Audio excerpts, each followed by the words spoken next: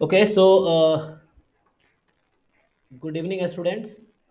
आज एक्चुअली मतलब पहली क्लास थी तो मतलब क्लास तो देखता हूँ, पहले एक बार डिस्कशन करते हैं, फिर क्लास होगा तो स्टार्ट करेंगे बेसिक पार्ट से। पहले थोड़ा सा इंटरेक्शन करते हैं, चीज़ों को समझेंगे, है ना। तुम्हारे पास जो डाउट्स होगा तो हम लोग वो देख सकते हैं, ठीक है। और तुम लोग चैट में लिख सकते हो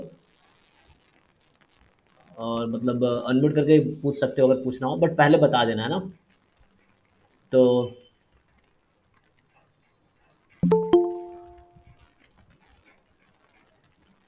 ठीक है, तो सबसे पहले तो मैं जैम एग्ज़ाम के बारे में सबको बता देता हूँ ना। उससे पहले मैं मुझे अपने बारे में बता देना चाहिए। तो सबसे पहले मैं तुम्हें अपने बारे में बता देता हूँ, लाइक, ठीक है। बीच में अगर कुछ प्रॉब्लम हो किसी को तो चैट में लिखना, ठीक है। चैट में तुम लिख सकते हो, आई थिंक। ओके,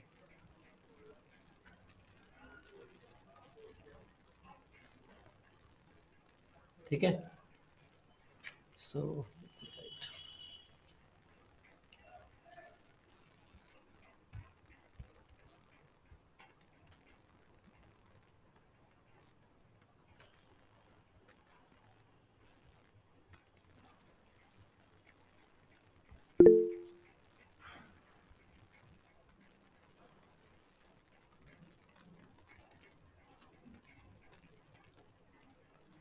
सो देखो, ये एमएस का सिलेबस है, जिसको हम कवर करेंगे। तो mainly IIT jam mathematical statistics के लिए हम लोग प्रिपेयर कर रहे हैं ना।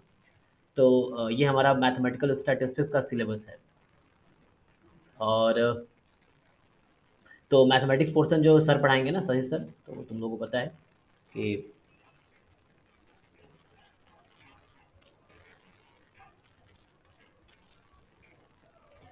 ये दिख रहा है सबको syllabus. You can write in chat. ये जो स्क्रीन में शेयर कर रहा हूँ सबको दिख रहा है। Yes sir. ओके। तो जैसे ये सिलेबस है ना एमएस का, आईआईटी जैम मैथमेटिकल स्टैटिस्टिक्स का। तो इसमें ऐसा है कि, है ना, the mathematical statistics test paper comprises following topics of mathematics. 30% weightage paper में जो क्वेश्चंस होंगे वो मैथमेटिक्स पोर्शन से होगा, और 70% वेटेज स्टैटिस्टिक्स का होगा। ये इस बार से ही हुआ है, लाइक जैम 2022 में ये था। उससे पहले 60% मैथ्स का पोर्शन था और 40% स्टैट्स का पोर्शन था। अच्छा, उल्टा बोल दिया। मतलब 60% स्टैट्स का पोर्शन था और 40% मैथमेटिक्स का पोर्शन था, ठीक है। तो अभी जो 30% है, पहले वो 40 था जैम 2021 तक। तो 22 में ये चेंजेस हुए हैं। और सिलेबस भी रिवाइज हुआ है। तुम अगर जैम 2021 का सिलेबस देखोगे और जैम 2022 का, तुम्हें डिफरेंस समझ आएगा। कुछ मैथ्स के पार्ट हटा दिए गए हैं, स्टैट्स में कुछ पार्ट डिटेल में लिख दिया है, इस तरह से चीज़ें हैं। ये जो मैथमेटिक्स पोर्शन है ये सही सर पढ़ाएंगे, तुम्हें पता है, मतलब क्लासेस ऑलरेडी चल रही हैं, जो लोग ज्वाइन किए हैं उनको पता है। है ना। तो सीक्वेंस सीरीज ये पहले टॉपिक है। फिर दूसरा है कि differential calculus of 1 and 2 real variables. फिर तीसरा है integral calculus, okay, and matrices and determinants. तो ये सब सही सर पढ़ाएंगे। तो मैं यहाँ से स्टार्ट करूँगा, तो ये पोर्शन मैं पढ़ाऊँगा, स्टैटिस्टिक्स पोर्शन, ठीक है।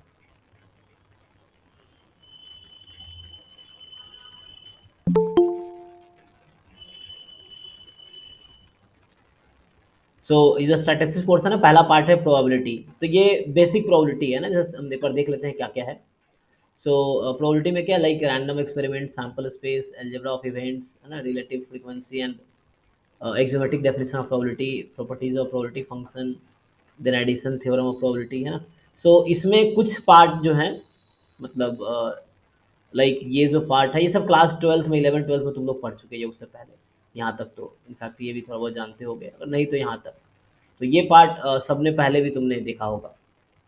एंड जैसे ये पार्ट है, like conditional probability and multiplication rule. तो ये सब तुम लोगों ने पहले देख रखा है, ठीक है ना। जैसे ये जो पार्ट है,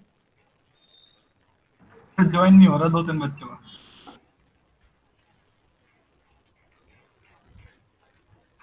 okay. This conditional probability and multiplication, ये सब तुमने 11 12 में पढ़ा है, ठीक है। और थ्योरम हेलो। ऑफ, हाँ हाँ, पूछ रहे सर। कुछ। हाँ सर, दो तीन बच्चों का ज्वाइन नहीं हो रहा, ग्रुप में मैसेज आया उनका। ओके, क्यों ज्वाइन नहीं हो रहा, मतलब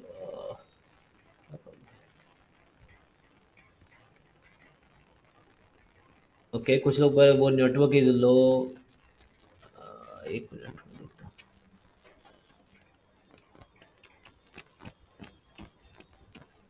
अच्छा, मैं खुद ज्वाइन करके देखता हूँ, एक मिनट।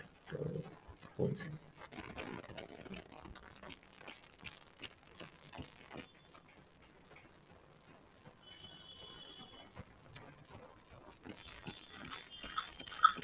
अच्छा, एक्चुअली मेरा तो आईडी है, तो मेरा तो हो गया। तो मैं तो कर पा रहा हूँ, बाकी और क्या प्रॉब्लम है समझ नहीं आ रहा। एक मिनट, उसको बोलो दोबारा ट्राई करो, देखो क्या है। मेरा भी नहीं हो रहा है।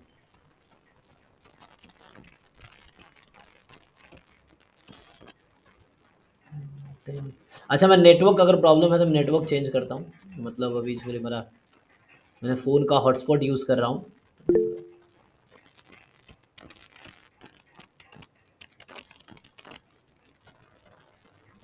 ये आईटी खड़गपुर का इंटरनेट है, देखते हैं इसमें भी थोड़ा दिक्कत है।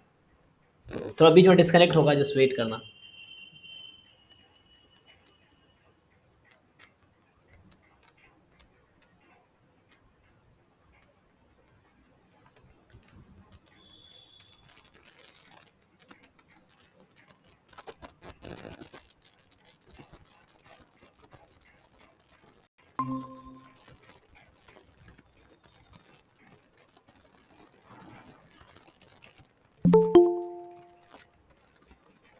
ओके,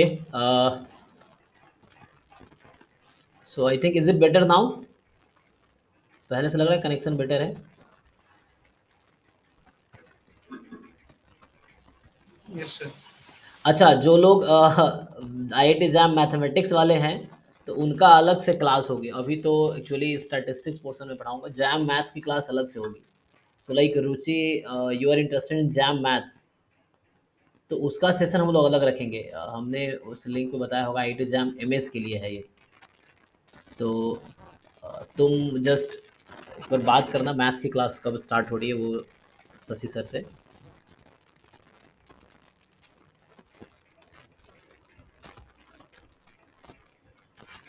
ओके, ठीक है Ruchi, so are you getting my point? तो शशि सर का नंबर तुम्हारे पास होगा, या जहाँ से भी कॉन्टैक्ट किया मैं लिख देता हूँ, उनका शायद नंबर है 9995 ना।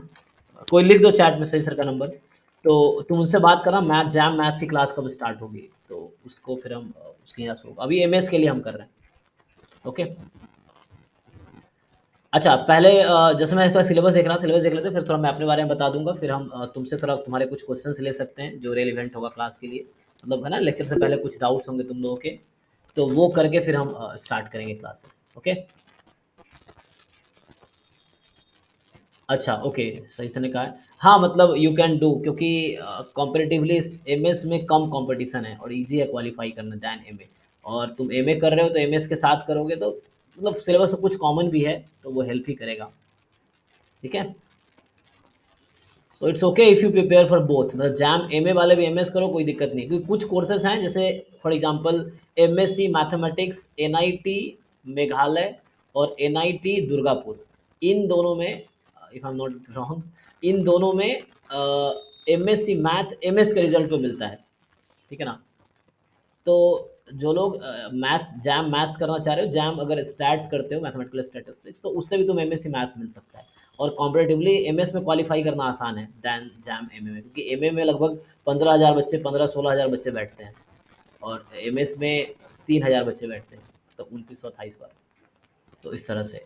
और देखो अभी सीटें भी बढ़ रही हैं ना, जैसे पहले कहाँ का एडमिशन होता था, दो आईआईटी हैं, बॉम्बे और कानपुर। एनआईटी में अभी आई थिंक 3 आईआईटी हो गई है ना। जैसे एनआईटी त्रिची का पता ही है सबको, एनआईटी मेघालय भी लेती है और एनआईटी दुर्गापुर भी लेती है। तो ये 3 एनआईटीज हैं जो लेंगी एडमिशन। बाकी आईआईएससी बैंगलोर है, सर बॉम्ब। कंप्यूटर हम्म। सर कंप्यूटर साइंस में कि एमएससी स्टेट्स में? अलग अलग इंस्टीट्यूट में अलग अलग कोर्सेज हैं, तो वो तुम्हें देखना पड़ेगा किस इंस्टीट्यूट में है ना, नाम अलग अलग है।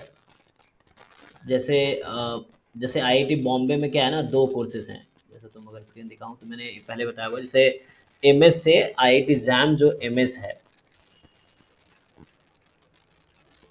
उससे क्या होगा कि जैसे इंस्टीट्यूट्स क्या क्या हैं, जैसे हो गया तुम्हारा आईआईटी बॉम्बे। आईआईटी बॉम्बे में 2 कोर्स है, एमएससी PhD डुअल डिग्री इन ऑपरेशन रिसर्च, एक ये कोर्स है ना। सो जिसमें बच्चे तो कम जाते हैं एमएस से, और एक आईआईटी बॉम्बे में जो बड़ा फेवरेट कोर्स है, MSc applied statistics and informatics, है ना। तो ये टॉप कोर्स है एमएस से, अप्लाइड स्टैटिस्टिक्स एंड इन्फॉर्मेटिक्स। तो नाम अलग अलग मैं बता रहा हूँ, एमएस से आईआईटी जैम, एमएस से ये दो, बॉम्बे में दो कोर्स मिल सकता है तुम्हें। फिर कानपुर में तुम्हें पता होगा आईआईटी कानपुर में क्या है, एमएससी स्टैटिस्टिक्स, प्योर स्टैटिस्टिक्स। अब सबकी एलिजिबिलिटी भी थोड़ी अलग अलग है, तुम्हें वेबसाइट पे देखनी पड़ेगी। ये दो आईआईटी हो गई। फिर एनआईटी त्रिची में जो है वो एमएस एडमिशन होगा एमएससी कंप्यूटर साइंस में, ठीक है ना। ये है, जैसे एनआईटी दुर्गापुर है और एनआईटी मेघालय है। आई थिंक कोई कंफर्म करेगा, एनआईटी दुर्गापुर है, लास्ट ईयर एडमिशन हुआ था मुझे, मतलब मैंने लास्ट टाइम देखा था। तो आई थिंक ये दो एनआईटी है, और ये मेघालय में है हाँ क्योंकि, सर, दुर्गापुर ही है। है ना, सॉरी, है ना, दुर्गापुर है। मेघालय में एक्चुअली है क्योंकि हमें पहले पता नहीं था, लेकिन हमारा इस बार जो जैम एमएस में 14 जो लड़का 24 रैंक था जो भर गया का, तो वो इसमें एडमिशन लिया था एमएससी मैथमेटिक्स में, जैम एमएस से। मतलब इवन तुम्हारा बीएससी में स्टैटिस्टिक्स था, still you can do MSc in mathematics, है ना। NIT Durgapur, NIT Meghalaya jam MS से एडमिशन लेती है। बाकी एक आईआईएससी बैंगलोर में भी है, लेकिन उसके लिए सिर्फ जैम का स्कोर काफ़ी नहीं, जैम के स्कोर के बाद भी तुम्हें इंटरव्यू देना पड़ेगा, है ना। तो उसमें है जो वहाँ कोर्स एक्चुअली उसको बोलते हैं इंटीग्रेटेड पीएचडी। वो कोर्स है integrated PhD in mathematical science. तो देखो नाम हर जगह अलग अलग है, तो जो भी क्वेश्चन मुझे कंप्यूटर साइंस का ना, नाम अलग अलग है। बॉम्बे में एक ये कोर्स ऑपरेशन रिसर्च का एक है, एक एएसआई है, मतलब स्टैटिस्टिक्स एंड कंप्यूटर साइंस में पढ़ाएंगे वो। तो ये बहुत मतलब बेस्ट कोर्सेज हैं एमएस से। बाकी ये भी अच्छा है, और ये भी, इसमें कंप्यूटर साइंस है, तो मतलब अपना अपना सबका एडवांटेज है। तो उसके हिसाब से तुम रैंक के हिसाब से चूज़ कर सकते हो। ये तो मैं कोर्सेज का बता रहा था, पहले थोड़ा अपने बारे में बता देता हूँ, फिर हम आगे और तुम्हारे क्वेश्चंस लेंगे। आज मेरा मन है सेशन ही रखते हैं, लाइक तुम्हारा जो क्लासेस से रिलेटेड डाउट है या कोर्सेज से रिलेटेड डाउट है, हम लोग क्या क्या कराएंगे वो भी बताऊंगा कि हम लोग, है ना, हमारा क्या प्लान होगा अभी, तो यही डिस्कस करने वाले हैं आज हम। और एंड में अगर टाइम बचेगा तो मैं प्रोबेबिलिटी स्टार्ट करूंगा, अदरवाइज नेक्स्ट क्लास से करेंगे। Normal data science, placement according to normal data science, मतलब सुयश थोड़ा एक्सप्लेन करो क्वेश्चन को, क्या बोलना चाहते हो। और जैसे एनआईटी मेघालय या दुर्गापुर में एमएस के रिजल्ट के थ्रू होता है, तो मतलब प्लेसमेंट वही एमएस के जो कॉलेजेस है उसी के अकॉर्डिंग होती है क्या, मैथमेटिक्स के थ्रू भी? हाँ, मतलब देखो वहाँ पे क्या है, जो कंपनीज आती हैं तो वो मतलब डिस्क्रिमिनेट बहुत कम करती है। लाइक तुम्हारा एमएससी मैथ है, किसी का एमएससी स्टैट्स है, तो जैसे अब एक तो ये यूजुअली तुम भी जानते हो ना कि क्या होगा, जो एमएससी स्टैट्स किया है तो वो स्टैट्स बहुत अच्छे से पढ़ा है ना। एमएससी मैथ वाले ने मैथ में पढ़ा है। लेकिन जो हमारा फील्ड है, जैसे तुम डेटा साइंस में जा रहे हो, तो डेटा साइंस में मेनली क्या है, वहाँ मैथ्स भी आना चाहिए, स्टैट्स भी आना चाहिए, और सीएस भी आना चाहिए, कंप्यूटर साइंस भी। तो जो जिस कोर्स में हो, बाकी कोर्स तुम्हें खुद के एफर्ट से करना पड़ेगा। जैसे तुम स्टैट्स में कर रहे हैं तो कोडिंग सीखते हैं वो लोग, है ना। जो लोग मैथ में कर रहे हैं तो उनको थोड़ा स्टैट्स और कंप्यूटर साइंस सीखना पड़ेगा। जो लोग एमएससी कंप्यूटर साइंस में कर रहे हैं तो उनको स्टैट्स एंड मैथ सीखना पड़ता है। तो वो ऑब्वियसली कोर्स में होता है, मतलब ऐसा नहीं कि तुम एमएससी मैथ करोगे तो सिर्फ तुम्हें प्योर मैथ पढ़ाएंगे। वहाँ तुम्हारे पास एमएससी मैथ का तुम करिकुलम चेक करोगे तो वहाँ पे प्रोबेबिलिटी इन स्टैटिस्टिक्स भी होता है। स्टैट मतलब लाइक जिन लोगों को आइडिया है, नहीं है तो मैं बता देता हूँ, सेकेंड ईयर में क्या इलेक्टिव कोर्सेज होते हैं। मतलब कोर कोर्स क्या होता है, तुम्हें लेना ही है। फर्स्ट ईयर में हर जगह कोर कोर्सेज हैं कि तुम्हें लेना ही है, तो तुम्हारा वो स्ट्रीम के हिसाब से डिसाइड होता है कि एमएससी स्टैट्स है तो स्टैट्स के कोर कोर्सेज होंगे। फॉर एग्जांपल फर्स्ट सेमेस्टर में प्रोबेबिलिटी स्टैट्स होगा ही, एमएससी स्टैट्स की बात कर रहा हूँ मैं। और फिर उससे रिलेटेड कोर्सेज, एमएससी मैथ है तो अलजेब्रा, लीनियर अलजेब्रा, ये सब होगा ही, कोर कोर्सेज जो हैं। एनालिसिस होगा ही। कंप्यूटर साइंस का है तो उससे रिलेटेड कोर कोर्सेज होंगे ही। फिर सेकेंड ईयर में क्या है, इलेक्टिव कोर्सेज होते हैं, तो तुम्हारी चॉइस है तुम क्या कोर्स लेना चाहते हो। तो तुम देखो तुम्हें प्लेसमेंट में कौन कौन सा कोर्स हेल्प कर रहा है, तो उसमें ये फ़र्क नहीं पड़ता तुम किस स्ट्रीम से हो। स्ट्रीम इन द सेंस तो एमएससी स्टैट्स कर रहे हो या एमएससी मैथ्स कर रहे हो या एमएससी कंप्यूटर साइंस कर रहे हो, तुम इलेक्टिव कोर्स उसके हिसाब से चूज़ कर सकते हो। वो सबके लिए ओपन होता है, तो तुम अपने हिसाब से, नीड के हिसाब से कि देखो जॉब ओरिएंटेड कौन सा है, उसको तुम सेलेक्ट कर सकते हो। तो प्लेसमेंट का बहुत ज़्यादा डिफरेंस नहीं आता है। मैटर बस ये है कि तुम्हारे अंदर कितनी क्वालिटी है, मतलब तुम्हें बस कॉम्पीट करना है प्लेसमेंट्स में। मतलब कंपनी की एक रिक्वायरमेंट है, उसको तुम फिलफिल करते हो तो तुम जॉब मिल जाएगी। फॉर एग्जांपल कंपनी जब प्लेसमेंट में आती है तो वो तुम्हें 3 महीने पहले बता देती है कि उसे कैसा कैंडिडेट चाहिए, उससे क्या क्या इंटरव्यू में पूछेगा, जो डिस्क्रिप्शन होते हैं कि ये जैसे डाटा एनालिस्ट है तो उसको जैसे एग्जाम्पल के तौर पर पाइथन आना चाहिए या आर आना चाहिए, उसको रिग्रेशन का आइडिया होना चाहिए, मशीन लर्निंग पता होना चाहिए, इस तरह लिखा होता है। तो जो लोग एमएससी मैथ्स है, मान लो तुमने नहीं किया है, तुम पढ़ लो अलग से वो चीज़ें। सो आई होप तुम्हें समझ आया होगा मैं क्या बताना चाहता हूँ। Is it? Yes sir. हाँ ओके। तो अभी जैसे यही बता रहा हूँ, जैसे ये क्वेश्चन था कि अच्छा हमारा क्या प्लान होगा। सो सबसे पहले तो मैं थोड़ा अपने बारे में बताता हूँ, उससे थोड़ा तुम लोगों को बहुत कुछ सीखने को मिलेगा। मतलब मेरी लाइफ ना बहुत बहुत इंस्पायरिंग टाइप की है। सो इफ़ यू नो, जितना तुम मेरे बारे में जानोगे you will feel I am much a great person. ठीक है, तो थोड़ा बता देता हूँ ऐसे। सो बेसिकली मैं मतलब रहने वाला, मतलब हम लोग एक्चुअली मैं और शशि सर कोचिंग चलाते हैं, हमारा कोचिंग का नाम है सुप्रीम क्लासेस, है ना। सो ये हमारा कोचिंग है, इसमें हम मेनली 2 लोग हैं। शशि सर हैं जो सब कुछ हैंडल करते हैं, बहुत मेहनत करते हैं, और दूसरा मैं हूँ जो मेनली टीचिंग पार्ट में उनको हेल्प करता हूँ। ठीक है। सो हम दोनों आईआईटी दिल्ली में क्लासमेट थे। सो हम लोग आईआईटी दिल्ली में क्लासमेट थे, और हम दोनों एक दूसरे को, मतलब मैं शशि, हम दोनों एक दूसरे को जानते हैं 2010 से, जब हम लोग क्लास 11th में थे, मतलब 10th जस्ट पास की, 2010 में 10th पास की थी तब। ठीक है। सो स्क्रीन विजिबल है ना, सबको दिख रहा है जो मैं लिख रहा हूँ? Yes sir. Yes sir. हाँ। तो यस सर। ठीक है, तो मतलब बस मैं बता रहा हूँ कोचिंग को थोड़ा सा। तो हम दोनों 2 ही लोग हैं, ये मैथ्स पढ़ाते हैं, सैट्स पढ़ाते हैं। फिर प्रीवियस ईयर पेपर जब डिस्कस करेंगे तो पूरा पेपर मैं भी कर सकता हूँ, वो भी कर सकते हैं, ऐसा है लाइक। तो मतलब हम लोग 2010 से एक दूसरे को जानते हैं, जब हम 10th पास किए थे 2010 में, तब से, है ना। 11th में जब जाते हैं हम लोग, पटना में थे तो मिले थे कोचिंग में। तो तब से हमारा साथ है और अब तक है और आगे भी रहेगा। सो उससे पहले का बता देता हूँ। तो उससे पहले जैसे हम लोग बिहार से, हम दोनों बिहार से हैं। तो मैं सीतामढ़ी का रहने वाला हूँ और शशि सर बक्सर के हैं। तो हम दोनों पटना में जैसे मिले थे, तो 10th तक हम, मतलब ठीक है, 10th तक हमारा बिहार बोर्ड से हमने पढ़ाई की है। फिर उसके बाद 11th 12th पटना में थे, IIT JEE की तैयारी की। ज़्यादातर बच्चे ना साइंस वाले यही करते हैं ना, तो हम भी यही कर रहे थे। ठीक है। सो इसमें ना मेरा हुआ ना शशि सर का हुआ। तो मैं क्या किया फिर, जब मेरा नहीं हुआ तो मैं दिल्ली आ गया। तो मतलब लाइक आफ्टर 2000 ना 12, जब मैंने 12th कंप्लीट किया, तो उसके बाद मैं दिल्ली आ गया 2012 में, और मैंने एडमिशन ले लिया दिल्ली यूनिवर्सिटी में। तो मैंने सॉरी एम तो बाद में किया, पहले हमने मतलब 12th के बाद, ठीक है ना। मतलब बिहार बोर्ड से 10th और 12th था मेरा।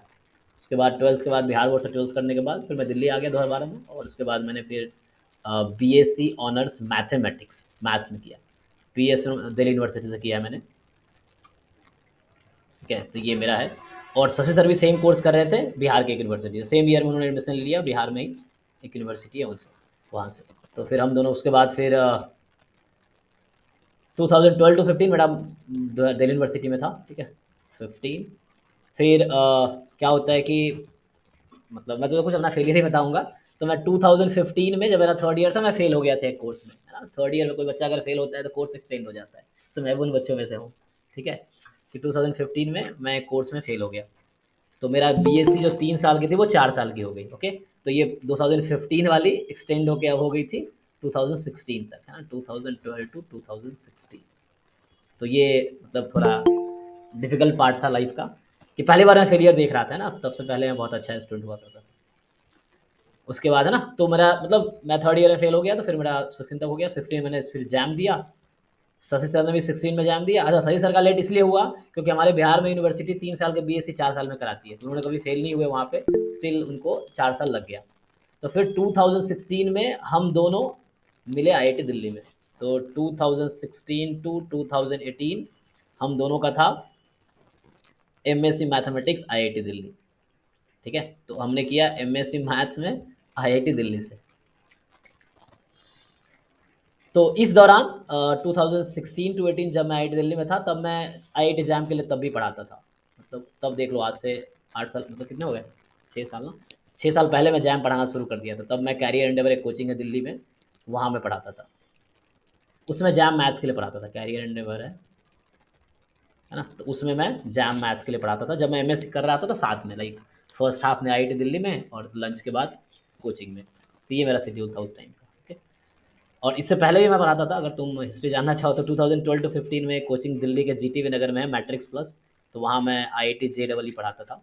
ठीक है, मतलब 11 12 के साथ, 11 12 and then IIT JEE.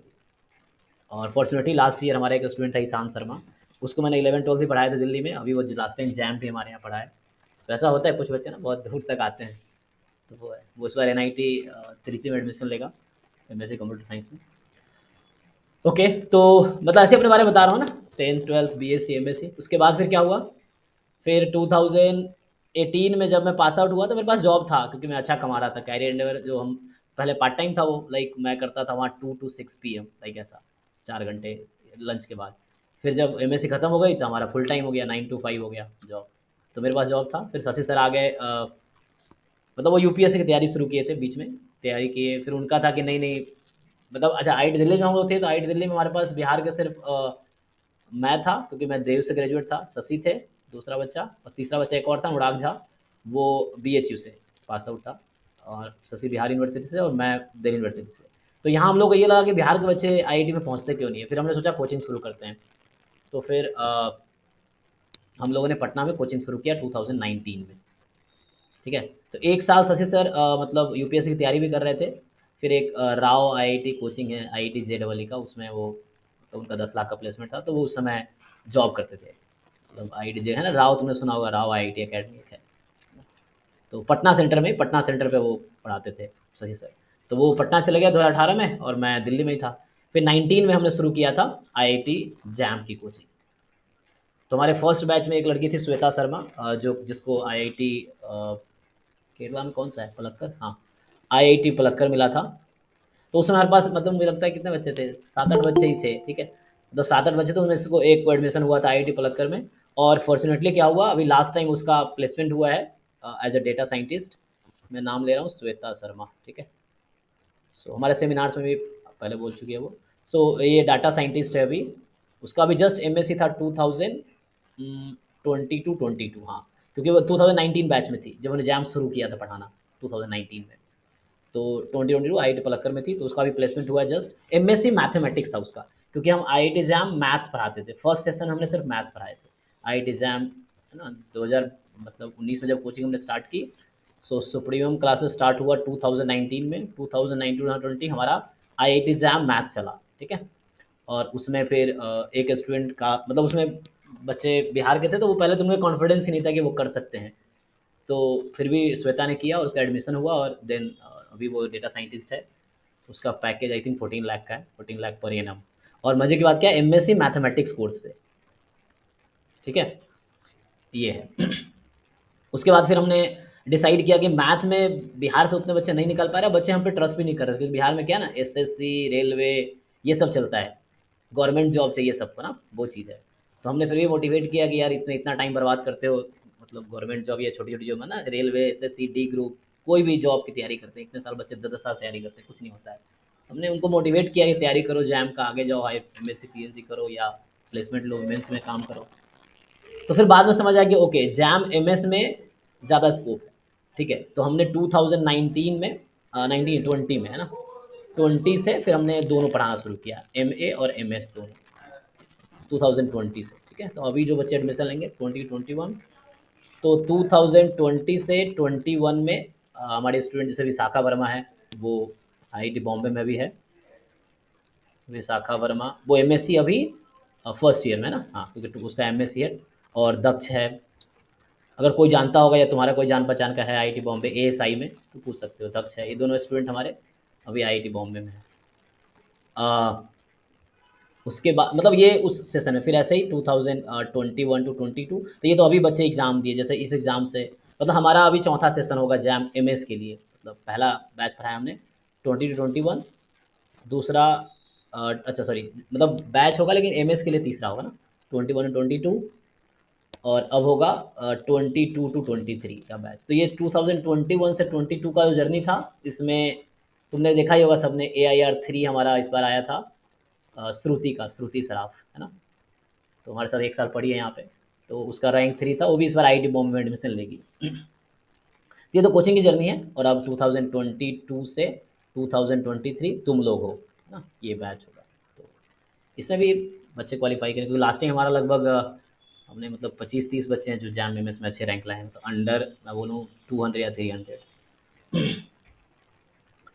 Okay, तो ये तो कोचिंग जर्नी था। मैं अपने वापस अपने पे आता हूँ। तो ये कोचिंग का बताने लगा ना, सुप्रीम 19 में स्टार्ट हुआ, दिन अभी तक चल रहा है। 19 20 2021 21 22 3 साल हो चुका है, अब ये चौथा साल है हमारा। तो 19 में हमने ऑफलाइन स्टार्ट किया था पटना में, फिर वो कोविड आ गया। तो कोविड की वजह से तुम लोगों को पता ही है कितना मुश्किल था। तो फिर हमने कहा कि ऑनलाइन शुरू करते हैं, फिर हमने ऑनलाइन पढ़ाना शुरू किया। तो हो गया। बच्चे कैसे मिले, तो हम पटना में हर कॉलेज में जाते थे, भैया जैम की तैयारी करो, जैम की तैयारी करो, मतलब काउंसलिंग टाइप करते थे। फिर वहीं से बच्चा मिला हमें, फिर हमने वहाँ से शुरू किया। एक दो बच्चे से स्टार्ट किया था, सही सर ने एक दो बच्चे स्टार्ट किया तब उस टाइम में। अच्छा, मेरा जर्नी क्या है, तो मैं फिर लाइक मैं अपना बता रहा था ना कि मेरा एमएससी 2016 टू 18 आईआईटी दिल्ली से हुआ। फिर मैं कैरियर लेवल में जॉब कर रहा था। तो मैंने 2018 टू 2019, ठीक है ना, 2018 टू 2019 जब मैं कैरियर एंडेवर में जॉब करता था आईआईटी जैम के लिए, ठीक है ना, कैरियर एंडेवर दिल्ली, है ना, जीटीवी नगर में इनका सेंटर और जीएसआरआई में भी है। तो न इस दौरान शशि सर इस दौरान थे राव आईआईटी एकेडमी में, वो आईआईटी जेडबल पढ़ा रहे थे, Rao IIT academy Patna centre पे ही थे। तो उनको लगा कि इसमें मज़ा नहीं आ रहा है, तो फिर हमने जैम शुरू किया था ना। ये 18 टू 19 का बता रहा हूँ। उस दौरान मैं यहाँ था और ये यहाँ थे। फिर हम क्या किए, 2019 में मैं चला गया आईआईटी बॉम्बे।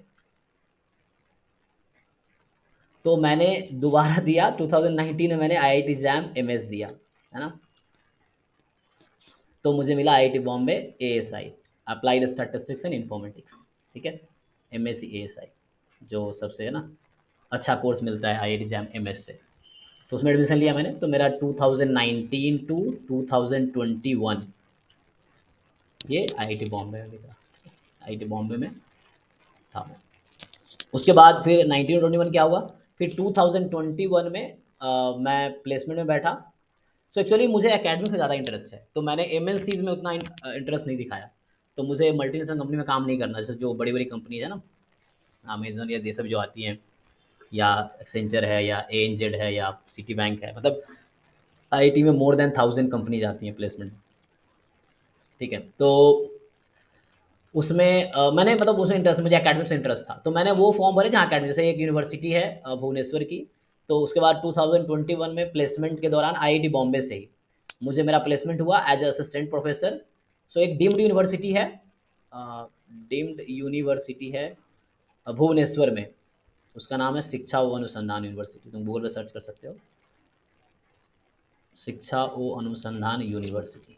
तो ये प्लेसमेंट में आई थी, तो यहाँ मेरा प्लेसमेंट हुआ था एज असिस्टेंट प्रोफेसर, ठीक है। सो कोविड का दौर था, तो मैंने प्लेसमेंट ले लिया, मैं ज्वाइन भी कर लिया। तो मई 2021 में मैंने ज्वाइन भी कर लिया, जब जस्ट एमएससी खत्म हुआ उसके बाद मैंने ज्वाइन कर लिया। तो अभी तक मैं वहीं था। और उस दौरान मैंने फिर मतलब मेरा एमएससी कब खत्म हुआ, 2021 मई में आईआईटी बॉम्बे का। फिर उसके बाद मैं फिर प्लेसमेंट में बैठा, ये हो गया, ज्वाइन कर लिया। फिर मैं उस दौरान जब ज्वाइन करने के बाद पीएचडी का भी फॉर्म भर दिया, मैंने कहा पीएचडी कर लेते हैं।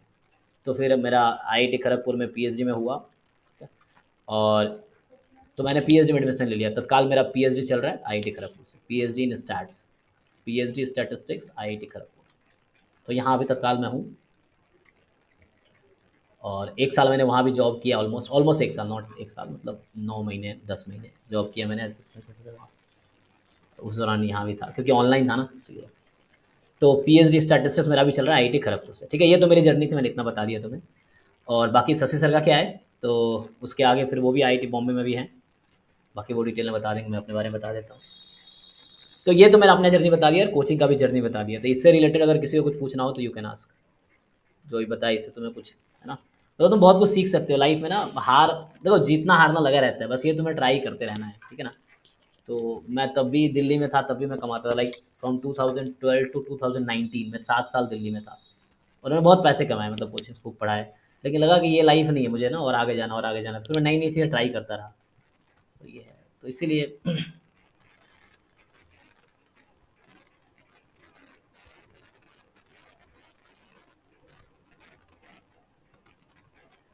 ओके। सो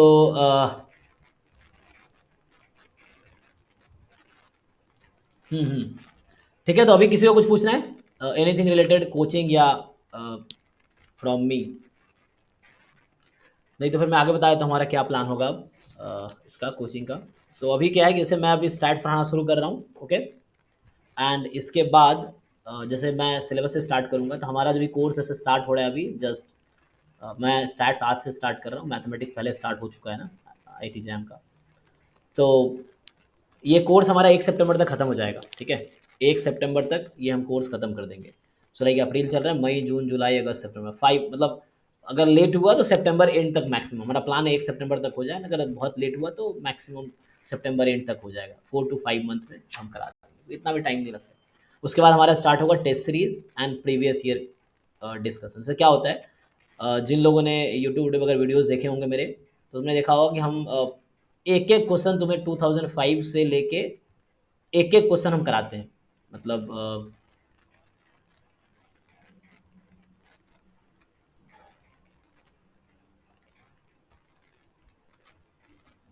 मैं ऑडिबल हूँ ना तुम लोगों को?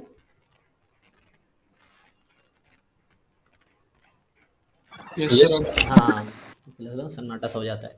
ओके, तो उसके बाद का क्या है, तो हमारा कोचिंग का पर्पस मेनली ये था बच्चों को हेल्प करना कि आईआईटी जैम कर सके। हमने स्टार्ट तो बिहार के बच्चों के लिए किया था, लेकिन अब ऑनलाइन के होने के चक्कर में, क्योंकि हमें 19 में जब हम कोचिंग स्टार्ट किए, हमें पता नहीं था ना कि कोविड आ जाएगा। कोविड तो 20 में आया, तो इस चक्कर में हम पूरे इंडिया के बच्चों को पढ़ा रहे हैं। तो पिछले बार हमारे पास जितने भी बच्चे थे लाइक 50-60 थे अराउंड, तो उनमें से है ना, तो बहुत सारे जो रैंक श्रुति है जिसका रैंक 3 है, वो महाराष्ट्र के मालेगांव की है।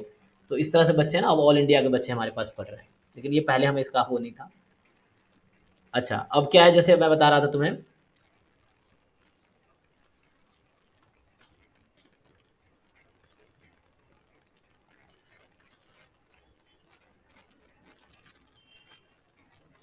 और हमने बच्चों को हेल्प भी किया, क्योंकि जैसे विशाखा थी, विशाखा और दक्ष का एग्जांपल दे रहा था ना मैं। तो विशाखा एंड दक्ष जो है, ये लोग पटना यूनिवर्सिटी से बीएससी स्टैट्स में किए हैं। और उससे पहले मुझे नहीं पता है कि कोई बच्चा आईआईटी बॉम्बे में स्टैट्स में एमएससी किया नहीं किया, आईआईटी जैम निकला निकला। ये लोग भी अच्छे बच्चे थे, इससे पहले भी अच्छे बच्चे रहे होंगे, लेकिन हम लोगों ने ये हमें है कि हमने थोड़ा हेल्प किया, तो इनको आईआईटी बॉम्बे मिला है और अच्छा कर रहे हैं, है ना, वो चीज़ें दोनों। कोचिंग का क्या है, जैसे मैंने कहा कि आज जैसे मैं स्टार्ट कर रहा हूँ लाइक 15 अप्रैल है ना। सो तो हम कोशिश करेंगे 1 सितंबर या सितंबर एंड तक, अ, या सितंबर एंड तक मैक्सिमम। हमारा प्लान तो यही है कि 1 सितंबर तक हमारा कोर्स खत्म हो जाएगा, फिर हम 15 सितंबर से ठीक है टेस्ट सीरीज स्टार्ट होगा हमारा।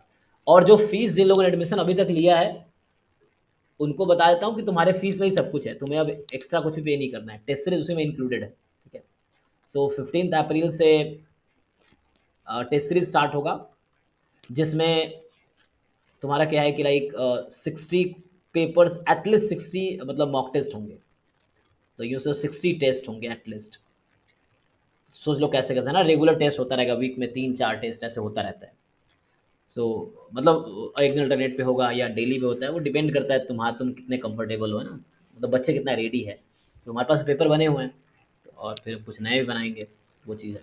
तो उसके बाद टेस्ट सीरीज चलता है, फिर उसी में साथ साथ क्लास भी चलेगी। जैसे मान लो आज टेस्ट हुआ, तो उसका डिस्कशन भी होगा, तो टेस्ट एंड डिस्कशन साथ साथ चल रहा होगा। जैसे आज टेस्ट हुआ तो कल डिस्कशन होगा, या आज ही टेस्ट के बाद डिस्कशन होगा। तो ये हमारा प्लान होता है कि टेस्ट एंड डिस्कशन उसके बाद स्टार्ट होगा। फिर उस बीच में जैसे क्या होगा, प्रीवियस ईयर क्वेश्चन, जैसे तुम लोगों को पता होगा कि जैम 2005 में स्टार्ट हुआ था।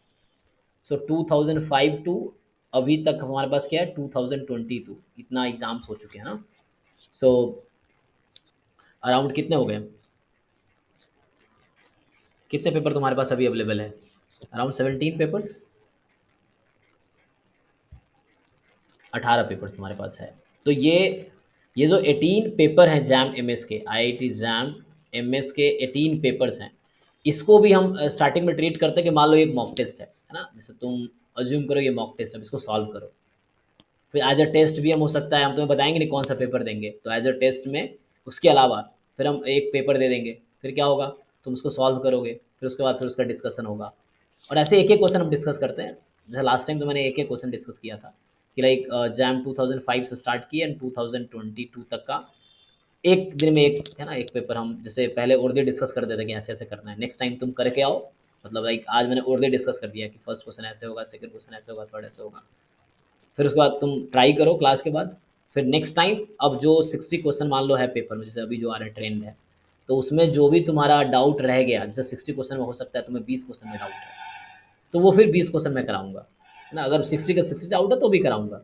तो ऐसा होता है कि एक पेपर में मतलब 2 दिन मान लो ऐसा लगा देते हैं कि आज जो पेपर डिस्कस किए, मतलब ऐसे और भी डिस्कस किए, लिखता बहुत कम उस क्लास में कि भाई ये इस टॉपिक पे एक क्वेश्चन पे ट्राई करो।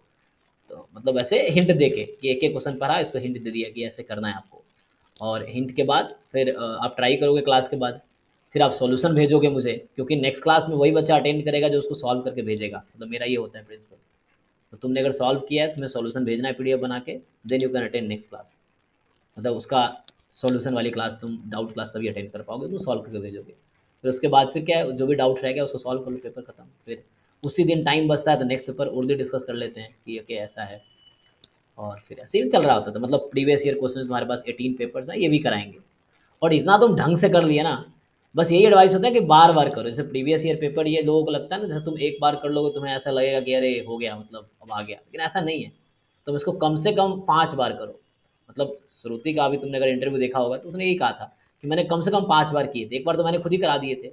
अब खुद से भी तुम्हें करना है ना, क्योंकि जितनी बार तुम रिवाइज करोगे कॉन्सेप्ट तुम्हारे उतने क्लियर होंगे, तुम उतना डीप तक जा पाओगे चीज़ों के, कॉन्सेप्ट को उतना अच्छे से समझ पाओगे। सो ये है, तो ये हमारा प्लान है।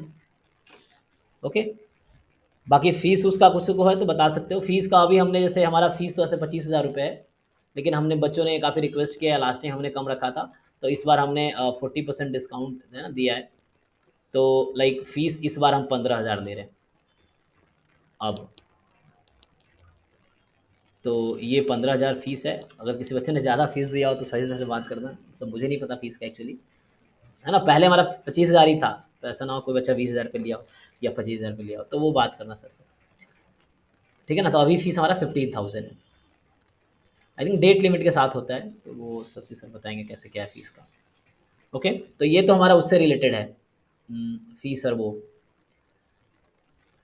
और किसी को कुछ पूछना है?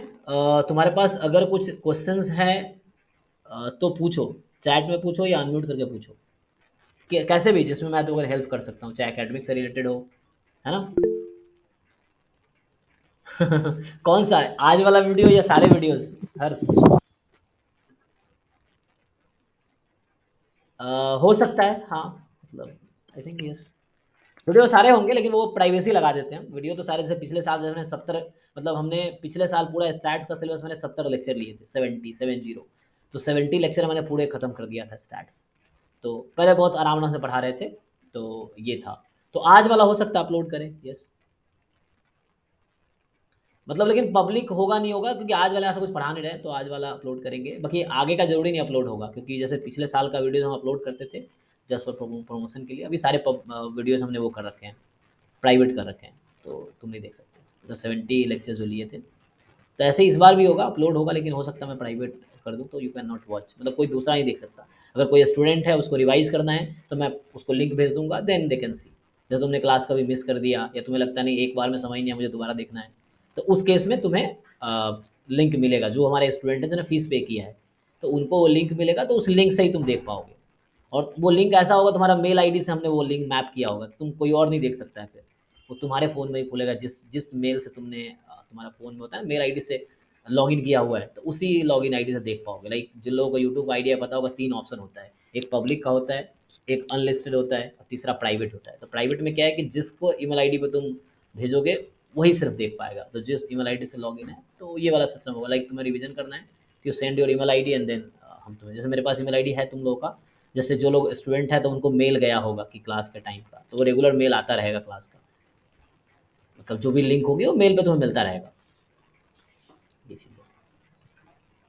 ओके, तो चलो ये तो क्वेश्चन हो गया। और कोई क्वेश्चन किसी का है? तो अभी मैं बुक्स का बता देता हूँ कि मैं क्या बुक्स फॉलो करूँगा, ये बता देता हूँ। आईआईटी बॉम्बे और कानपुर मतलब कौन से कॉलेज अच्छे हैं? तुम्हारा वॉइस क्लियर नहीं है, थोड़ा रुक के बोलो आराम से, मतलब रुक जाए, खड़ा हो जाए एक जगह, हाँ फिर बोलो, क्योंकि वो सर आईआईटी बॉम्बे और कानपुर को छोड़कर मतलब कौन से कॉलेजेस अच्छा को मतलब अच्छे हैं एमएस कोर्स के लिए? देखो, छोड़ कर क्यों, तुम आईआईटी बॉम्बे लो, क्यों छोड़ना है? तुम जैसा बच्चा कोई एडमिशन लेता है, एडमिशन इंस्टीट्यूट्स हैं, आई आई सी बैंगलोर है, आईआईटी बॉम्बे है, बॉम्बे में 2 कोर्स है, तुम्हें बताया, ऑपरेशन रिसर्च और अप्लाइड स्टैटिस्टिक्स एंड इन्फॉर्मेटिक्स। दोनों में अच्छा प्लेसमेंट है। मतलब आईआईटी बॉम्बे का प्लेस, देखो मैं आईआईटी दिल्ली में रहा हूँ, आईआईटी बॉम्बे में रहा हूँ, आईआईटी खड़गपुर में हूँ, और उससे पहले मैं दिल्ली यूनिवर्सिटी में रहा हूँ। तो इन इंस्टीट्यूट से मैं पास आउट हूँ। तो दिल्ली यूनिवर्सिटी में ही प्लेसमेंट होता है, लोगों को पता है। तो सबसे अच्छा प्लेसमेंट सिस्टम मुझे बॉम्बे का लगा। मतलब बॉम्बे बेस्ट आईआईटी इंडिया का है, तो उसकी एक वजह है, तुम जाओ तुम्हें समझ आता है वहाँ पे क्यों बेस्ट है। क्योंकि मैं दिल्ली में था, फिर बॉम्बे में गया, अभी मैं खड़गपुर में हूँ। यहाँ रोज़ मुझे रियलाइज़ होता है खड़गपुर में कि बॉम्बे क्यों बेस्ट है। ये चीज़ है, तो बॉम्बे जाओ। क्यों क्यों तुम्हें चाहिए बॉम्बे छोड़ के बाकी कोर्सेज? एनीवे मैं बता देता हूँ। लेकिन तुम मेहनत करो, अभी टाइम है तुम्हारे पास, तुम बॉम्बे जाओगे, तुम्हारे जैसा ही कोई बच्चा करता है, कोई भी डिफरेंट नहीं है, वो मेहनत करके करता है। तुम करोगे तुम्हारा भी हो सर जाएगा। एमएससी करके सेंट्रल हम्म। सर बोल रहे हैं कि एमएससी करके सेंट्रल यूनिवर्सिटी का प्रोफेसर बन सकते हैं। बिल्कुल बिल्कुल, कॉलेज में, कॉलेज में बन सकते हो, डिपार्टमेंट में नहीं। मतलब लाइक कॉलेज बीएससी कराती है, और डिपार्टमेंट जो होता है ये, मतलब कॉलेज बीएससी कराती है, यूनिवर्सिटी एमएससी और पीएचडी कराती है, मोस्टली ऐसा होता है। ठीक है, तो बन सकते हैं, यस। अभी तक तो वही है। मैं था असिस्टेंट प्रोफेसर, है ना, और बहुत सारे लोग मेरे यहाँ दिल्ली यूनिवर्सिटी में, मेरे बहुत सारे दोस्त हैं जो एमएससी करके दिल्ली यूनिवर्सिटी में इवन तो पढ़ा मतलब रहे हैं। पीएचडी कंपलसरी नहीं है ना। अभी नहीं है, था वो भी रूल, अभी कैंसिल कर दिया गया था। ऐसा कुछ नहीं है कि अभी नहीं है। ठीक है।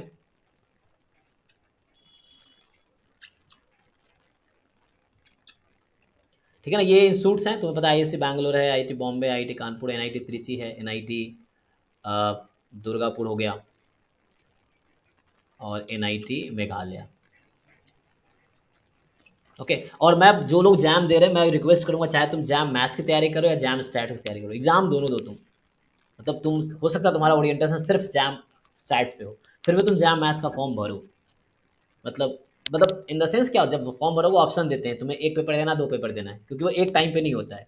मॉर्निंग में मैथ्स का होगा, इवनिंग में स्टैट्स का होगा, या इवनिंग में मैथ्स का होगा, मॉर्निंग में स्टैट्स का होगा। 9 to 12 एक, और 2 to 5 दूसरा।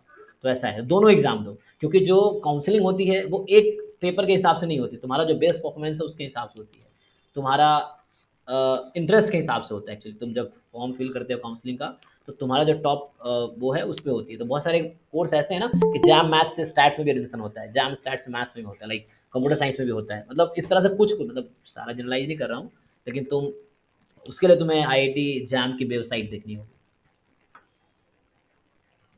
ओके। सो अभी कोई क्वेश्चन तो बताऊंगा, तो मैं पहले बुक्स बताना है मुझे। और हाँ, और किसी का कोई क्वेश्चन है तो, क्वेश्चन ये तो उसका था कि लाइक बॉम्बे छोड़ के क्या ही अच्छे इंस्टीट्यूट है।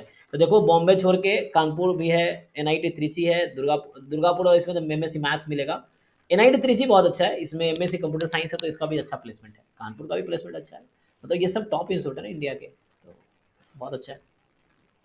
बोलो, कुछ पूछना चाह रहा था कोई? सर जो सर लोग हम्म। जो लोग, सर जो मैथमेटिक्स आईआईटी जैम के लिए एलिजिबल नहीं है, तो वो एमएस का मतलब भर सकते हैं, तो वो एनआईटी मतलब एमएससी मैथमेटिक्स कर सकते हैं क्या ऐसे? हाँ, क्योंकि अगर वो जैम एमएस से करा रहे तो उनको पता है ना। अच्छा, हमारा स्टूडेंट कर भी रहा था, तो मैं तो तुक्का नहीं मानूंगा, क्योंकि जो देवरगे है, जिसका आईआईटी जैम स्टैट्स में इस बार 24 रैंक था, वो 1 साल वहाँ कर भी चुका है। मतलब पिछले साल उसका अच्छा रैंक नहीं आया था, तो बॉम्बे, कानपुर, त्रिची, आईआईसी बैंगलोर, ये सब नहीं मिला, तो उसको मिला एनआईटी मेघालय, एमएससी मैथमेटिक्स। तो जैम एमएस देके उसका बीएससी स्टैट्स किया था उसने, और वो एनआईटी मेघालय से एमएससी मैथ में कर रहा था। और फिर जब इस बार रैंक आ गया जैम का भी, तो उसने छोड़ दिया फिर 1 साल पढ़ के। अब वो कानपुर जाएगा। तो कर सकते हैं, यस। तुम्हारा क्वेश्चन का आंसर है yes. Okay sir. Sir IIC Bangalore में सर जैम के थ्रू ही हर बार एडमिशन होती है। हाँ, इंटीग्रेटेड कोर्स सर में जैम के थ्रू ही होती है। मतलब इंटीग्रेटेड एमएससी वहाँ कोर्सेज है। जैसे क्या होता है, जैम का मान लो आज रिजल्ट आया, तो जैम के वेबसाइट, आईआईसी बैंगलोर की वेबसाइट पे एक एडमिशन लिंक में जाओगे, तो वहाँ पूछते हैं किस कोर्स में एडमिशन चाहिए। तो इंटीग्रेटेड पीएचडी में जिसको एडमिशन चाहिए, तो वहाँ जैम का स्कोर मांगते हैं वो लोग, जब फॉर्म भरोगे ना। जैसे फॉर एग्जांपल पीएचडी के लिए गेट स्कोर मांगते हैं, नेट जेआरएफ का स्कोर मांगते हैं, तो उस तरह इंटीग्रेटेड पीएचडी के लिए वो जैम का स्कोर मांगते हैं, मैथ के लिए या स्टैट्स के लिए। फिजिक्स वालों के लिए और भी ऑप्शन है, जेस्ट होता है, और भी अलग अलग एग्जाम्स हैं, लेकिन हमारा मैथ्स और स्टैट्स वालों के लिए जैम से ही होता है इंटीग्रेटेड पीएचडी में, आईएससी बैंगलोर में। एमएससी पीएचडी दोनों एक साथ, मतलब वहाँ पे इंटीग्रेटेड है, मतलब एक साथ। 7 ईयर कोर्स आई थिंक, 2 साल एमएससी, 5 साल पीएचडी, आईएससी बैंगलोर में। तो जैम से ही होता है, यस।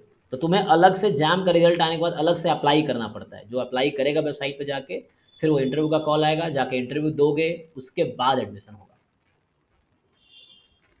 यस सर, तो वो पीएचडी जो स्टैट्स, इंटीग्रल पीएचडी स्टैट्स वहाँ होती है क्या? देखो, कोर्स का नाम है integrated PhD in mathematical science. So mathematical science एक बहुत बड़ा फील्ड है। मैथमेटिकल साइंस के अंदर मैथ्स भी आता है, स्टैट्स भी आता है, ऑपरेशन रिसर्च भी आता है, कंप्यूटर साइंस भी आता है। In fact computer science mathematical science का ही पार्ट है। कंप्यूटर साइंस अभी इवॉल्व हुआ है। कंप्यूटर साइंस एक्चुअली मैथमेटिक्स से ही निकला है। जैसे मैथमेटिक्स से तुम जो काम करते थे पेन पेपर से ना, तो जब वो प्रोग्रामिंग आ गई तो चीज़ों को और आसान बना दिया गया। तो वो कंप्यूटर साइंस वाले मैथमेटिक्स का एक पार्ट है, जो आज एक अलग फील्ड बना है और बहुत एक्सप्लोर किया जा रहा है ना। तो एक पार्ट मैथमेटिक्स का ही है। तो मैथ होता क्या है, जैसे तुम एडमिशन लोगे, मैंने शुरू में एक बात बोली थी, कोर कोर्सेज, इलेक्टिव कोर्सेज। तो जैसे जो बच्चा जैम मैथ से है या जैम स्टैट से है, इंटरव्यू देगा, एडमिशन हो गया तुम्हारा, तो कोर कोर्सेज जो होंगे उसमें मिक्स्ड होंगे, तो वो तुम्हें करने ही होंगे।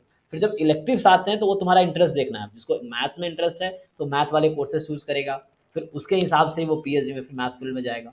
तुम्हारा स्टैट्स में इंटरेस्ट, तुम इलेक्टिव कोर्स स्टैट्स वाला लो, फिर स्टैट्स लेके फिर आगे पीएचडी स्टैट्स में कंटिन्यू करो। जैसे कंप्यूटर साइंस में इंटरेस्ट है तो उस तरह के कोर्सेज लेगा। तो वो इलेक्टिव कोर्स तुम क्या लेते हो और उसके हिसाब से तुम आगे प्लान कर सकते हो। ठीक है ना। पीएचडी में तुम्हारे पास चॉइस होती है। तुम एक तुम्हें सब्जेक्ट चुनना होता है और एक सब्जेक्ट में पर्टिकुलर एक एरिया चुनना होता है।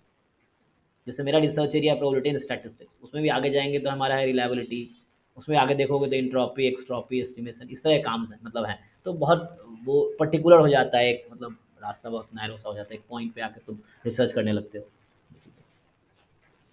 यस सर, मैं ये पूछ रहा था सर कि जो इलेक्टिव कोर्सेज के बारे में आप बोल रहे हैं, उसमें ऐसा तो नहीं है ना कि मेरे को कंप्यूटर साइंस में इंटरेस्ट नहीं है, मीन्स प्रोग्रामिंग वगैरह मैंने शुरू से नहीं पढ़ा है, तो मीन्स वहाँ पे प्रोग्रामिंग कंपलसरी कर देंगे कोई सब्जेक्ट में, ऐसा तो कुछ नहीं है?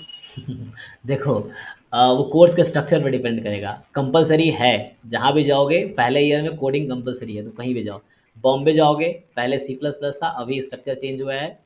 चाहे तुम एमएससी मैथ करोगे आईआईटी बॉम्बे से, तो भी तुम्हें सी प्लस प्लस पढ़ना ही है, वो कोर कोर्स है। आईआईटी बॉम्बे एमएससी मैथ की बता रहा हूँ।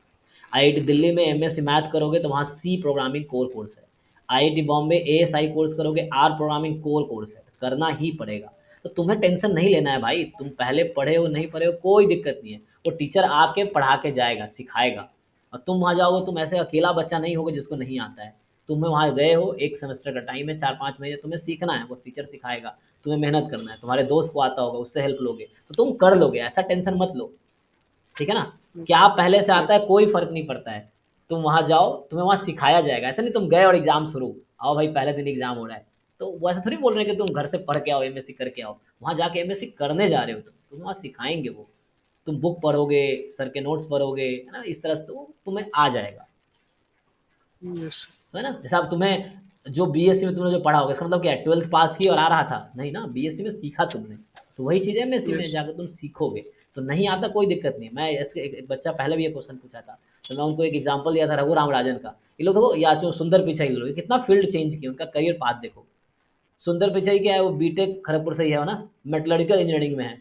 फिर वो बंदा एमबीए कर लेता है किसी और फील्ड में, फिर वो पीएचडी किसी और फील्ड में कर लेता है। तो ये लोग कैसे मैनेज करते हैं, जैसे रघु राम राजन का एग्जाम्पल लो। उन्होंने बीटेक किया है आईआईटी दिल्ली से इलेक्ट्रिकल इंजीनियरिंग में, एमएससी शायद उनका फाइनेंस में है, पीएचडी इकोनॉमिक्स में है। तो कैसे का सब्जेक्ट चेंज हो रहा है। अगर ये सोचता अरे हम तो इलेक्ट्रिकल इंजीनियरिंग पढ़े थे बीटेक में, अब एमबीए में कैसे फाइनेंस पढ़ेंगे, तो पढ़ाना हो जाएगा, सीखा उन्होंने। फिर बाद में पीएचडी इकोनॉमिक्स में कर रहे हैं, सोच रहे हैं कैसे इकोनॉमिक, या मतलब मैं एक एग्जांपल दे रहा हूँ, मैं श्योर नहीं हूँ उनका सब्जेक्ट। बस तुम अगर उनका गूगल पे सर्च करोगे तो यू विल फाइंड कि उन्होंने कितना चेंज किया उन लोगों ने चीज़ों को। बस इतना कॉन्फिडेंस था कि कर लेंगे, ये चीज़ है। ओके। यस। हाँ, तो पहले से डरो मत, तुम जाओ, फेस करो और सीख लोगे प्रोसेस में। मतलब एक एक कदम बढ़ाओ ना। जैसे तुम्हें लगता है यहाँ से 500 किलोमीटर दूर है, एक दिन में 500 किलोमीटर नहीं चलना है, तुम एक दिन में 2-2 कदम बढ़ाओ, एक समय आएगा तुम वहां तक पहुंच जाओगे। ये बिल्कुल वैसे ही जैसे कार तुम चला रहे हो ना, जैसे आज तुम कार चलाना शुरू किए, मतलब मान लो यहाँ से तुम्हें जहाँ भी मुंबई जाना है, कार से जाना है, तो ऐसा नहीं यहाँ से तुम्हें मुंबई दिख रहा है, लेकिन जैसे तुम आगे बढ़ोगे ना, तुम्हारे हेडलाइट का एक लिमिट है, उस उतना दिखता रहेगा, फिर वहाँ जाओगे तुम पूरा रास्ता कवर कर लोगे। तो मेरा मतलब ये है कि उतनी दूर का मत सोचो, अभी तुम जितना आगे कर सकते हो वहाँ तक का सोचो, बाकी जो नहीं आता वो आ जाएगा वहाँ जाने के बाद। Okay, next person. सर हमने ना सर बीएससी स्टैटिक्स से नहीं किया सर। तो सर हम एमएस का पेपर देंगे सर, इसमें कॉलेज कौन से मिलेगी सर हमें? कॉलेज मिलेगी तुम्हारे रैंक पे। आईआईटी बॉम्बे नहीं सर मिलेगी। ऐसे का सर, बॉम्बे या कानपुर में से कौन सी मिलेगी सर? कानपुर वैसे नहीं बॉम्बे मिलती मिलेगी, ना। बॉम्बे मिलेगी, एनआईटी त्रिची मिलेगी। बॉम्बे में दोनों कोर्स मिलेगी तुम्हें, ऑपरेशन रिसर्च भी और स्टैटिस्टिक्स भी, अप्लाइड स्टैटिस्टिक्स। Okay sir. हाँ ओके। हाँ रीत, I am telling the books which book I will follow in the course. अभी पढ़ाऊंगा तो उसमें क्या फॉलो करूंगा। उससे पहले ये सर जो एमएससी पीएचडी का इंटीग्रेटेड कोर्स है इन आईआईसी बैंगलोर, इसका ड्यूरेशन क्या है? 7 ईयर्स। मतलब 2 साल एमएससी, 5 साल पीएचडी, 7 ईयर्स। ये कोर्सेस आइजर भी ऑफर करती हैं। तुम बीएससी के बाद जितने आइजर्स हैं इंडिया में, आइजर्स आई है ना, आइजर जैसे आइजर पुणे, आइजर मोहाली है ना, इस तरह आइजर आई थिंक भोपाल में भी है, आइजर तिरुवनंतपुरम में भी है, त्रिवेंद्रम नाम है। तो आइजर है ना, तो आइजर भी इंटीग्रेटेड पीएचडी कोर्स ऑफर करती हैं, जिसमें तुम्हारा 7 ईयर होगा, 2 year MSc, 7 year, 5 year PhD. कहीं कहीं 6 साल का भी है। आईआईटी बॉम्बे का जो है एमएससी पीएचडी डुअल डिग्री इन ऑपरेशन रिसर्च, तो इसका ड्यूरेशन 5 साल है ऑफिशियली। मतलब 5 साल में तुम एमएससी पीएचडी दोनों कंप्लीट कर सकते हो, ये तुम्हारे ऊपर है। लेकिन लोगों को 6 साल लग जाता है, जैसे मैंने सुना है, मैं खुद बॉम्बे में था, तो 6 ईयर्स लग जाते हैं एमएससी पीएचडी दोनों करने में। ओके अच्छा, इसका स्कोप एंड प्लेसमेंट। स्कोप देखो, स्कोप तुम डिफाइन करते हो, तुम जो भी करना चाहते हो वो सब कर सकते हो। जैसे एग्जाम्पल के तौर पे जरूरी नहीं कि जिसने एमएससी स्टैट्स पढ़ा है उसको स्टैट्स आएगा, तुम घर बैठ के वो किताबें पढ़ सकते हो। और कंपनीज को तुम्हारे अंदर स्किल चाहिए, डिग्री नहीं चाहिए। मतलब तुम डिग्री लेकर, डिग्री तुम्हारी काम थोड़ी वहाँ करेगी, काम तो तुम करोगे। तो तुमने अगर एमएससी मैथ में किया है लेकिन तुम्हें स्टैट्स सीखना है, तो जरूरी थोड़ी है कि तुम एमएससी स्टैट्स करोगे तभी स्टैट्स सीखोगे। तुम घर बैठ के स्टैट्स पढ़ लो, जो किताबें एमएससी स्टैट्स में पढ़ाई जा रही है वही घर बैठ के तुम पढ़ लो, हो गया। सीखना ही तो है। तो स्कोप तुम्हारे ऊपर है, तुम कहाँ तक जाना चाहते हो, बस वो स्किल डेवलप करो, है ना। जैसे आजकल तुम अगर ऑनलाइन इतना वो चल रहा है, यूट्यूब यूट्यूब देखते हो, जैसे मैं भी देखता रहता हूँ, जैसे टेस्ला है या एप्पल है, ये सब कंपनीज, या जो गूगल है, वो क्लियरली लिखती है कि उनको डिग्री में इंटरेस्ट नहीं है तुम्हारे, तुम्हारे अंदर स्किल में इंटरेस्ट है, कि तुमको क्या आता है ये इंपॉर्टेंट है, तुमने क्या किया है, मतलब कौन से कोर्स किया, उसमें इंटरेस्ट नहीं है उसको, उनको इंटरेस्ट है तुमने क्या किया है, मतलब आई एम सॉरी, तुम्हें क्या आता है, तुम्हारे अंदर स्किल्स क्या क्या है, उनके जो काम है क्या तुम वो कर पाओगे। तुमने अभी कभी स्कूल कॉलेज नहीं गए, अगर तुम्हारे अंदर वो स्किल्स हैं तो जॉब मिलेगा। अभी तो ऐसे ही हो रहा है। मैं कहती हूँ एलन मस्क ने ये लाइन, तुमको इंटरव्यू सुनना, उन्होंने खुद ही कहा था कि we don't see the degree, we see skills.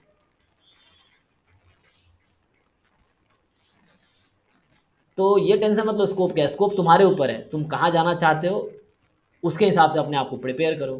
Course कुछ भी किया है कोई दिक्कत नहीं, तुम सीख लो वो चीज़ें। ऐसे में बहुत सारे लोगों को जानता हूँ जो एमएससी मैथ में करके वो मतलब डेटा साइंटिस्ट हैं, तो उन्होंने अलग से कोर्सेज सीखे हैं,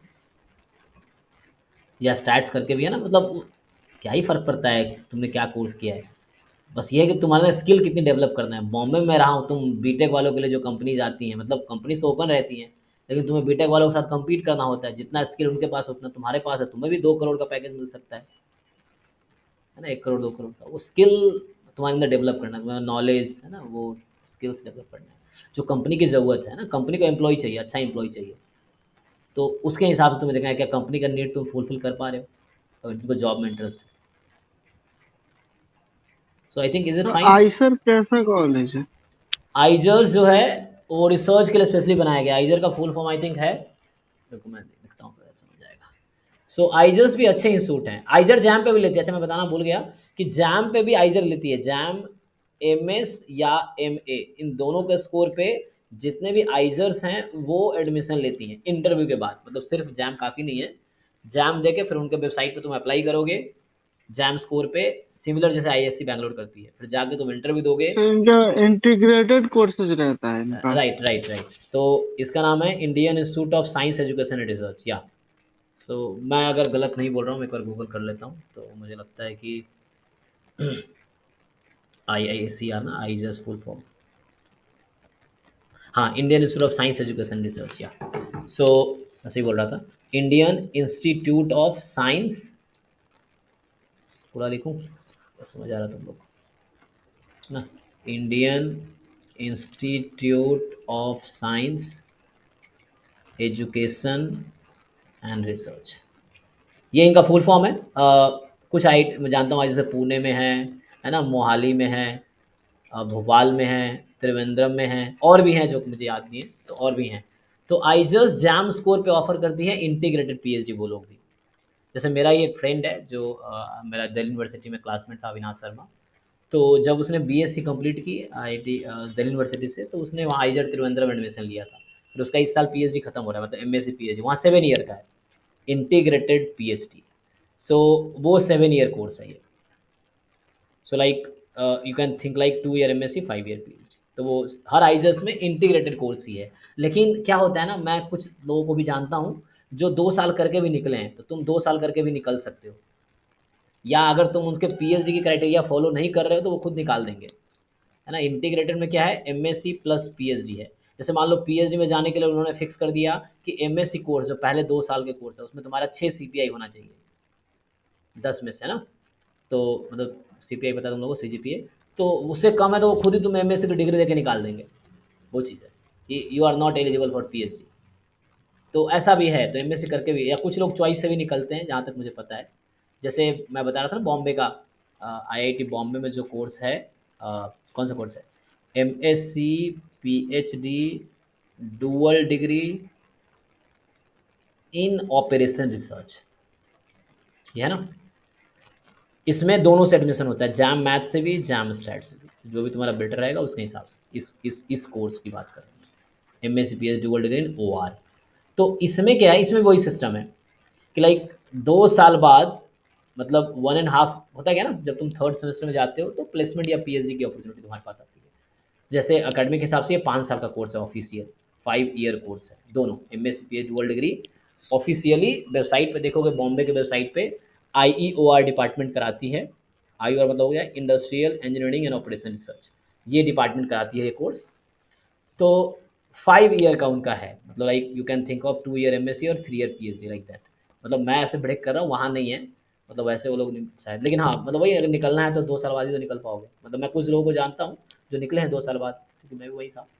तो होता क्या है, जब तुम पहला semester, second semester, third semester, 1.5 साल हो गया, 6 महीने का सेमेस्टर, मतलब वो। तो 1.5 साल बाद क्या होता है, after 1.5 year you can apply for placements और पीएचडी।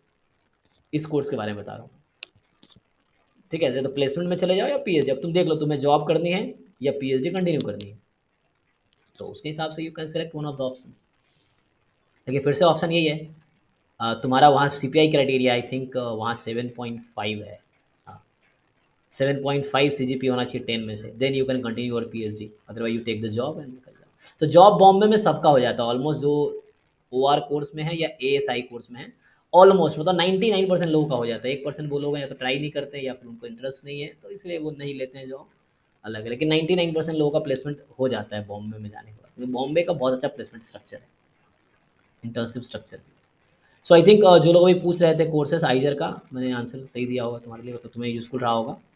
ओके, तो इंटीग्रेटेड पीएचडी है, यस। आइजर्स क्या है, तो एक अलग सा ऑर्गेनाइजेशन बनाया गया रिसर्च को प्रमोट करने के लिए। आईआईटी जैसे एक सिस्टम है, वैसे एक आइजर एक सिस्टम है, तो उसमें इंटीग्रेटेड पीएचडी है, yes. In fact IISERs IIT JEE के स्कोर पे भी एडमिशन ले, तुम्हारे भाई हुई हो अगर, तो उनको भी तुम, सर आइजर्स में प्लेसमेंट होता है कि नहीं? आई थिंक होता होगा, लेकिन मुझे आइडिया नहीं है क्योंकि मैंने किसी से बात नहीं की इस रिगार्डिंग, लेकिन मुझे लगता है कि होता होगा, ठीक है। सो आई एम नॉट श्योर, मतलब पता करना पड़ेगा, तो हो सकता है मैं नेक्स्ट क्लास में बता पाऊँ, मैं किसी दोस्त से पूछूंगा कि आइजर में प्लेसमेंट होता है कि नहीं। मैं कुछ लोगों को जानता हूँ जो वहाँ से कर रहे हैं या करके निकले हैं, सो आई विल आस्क इसको, मैं लिख लेता हूँ कि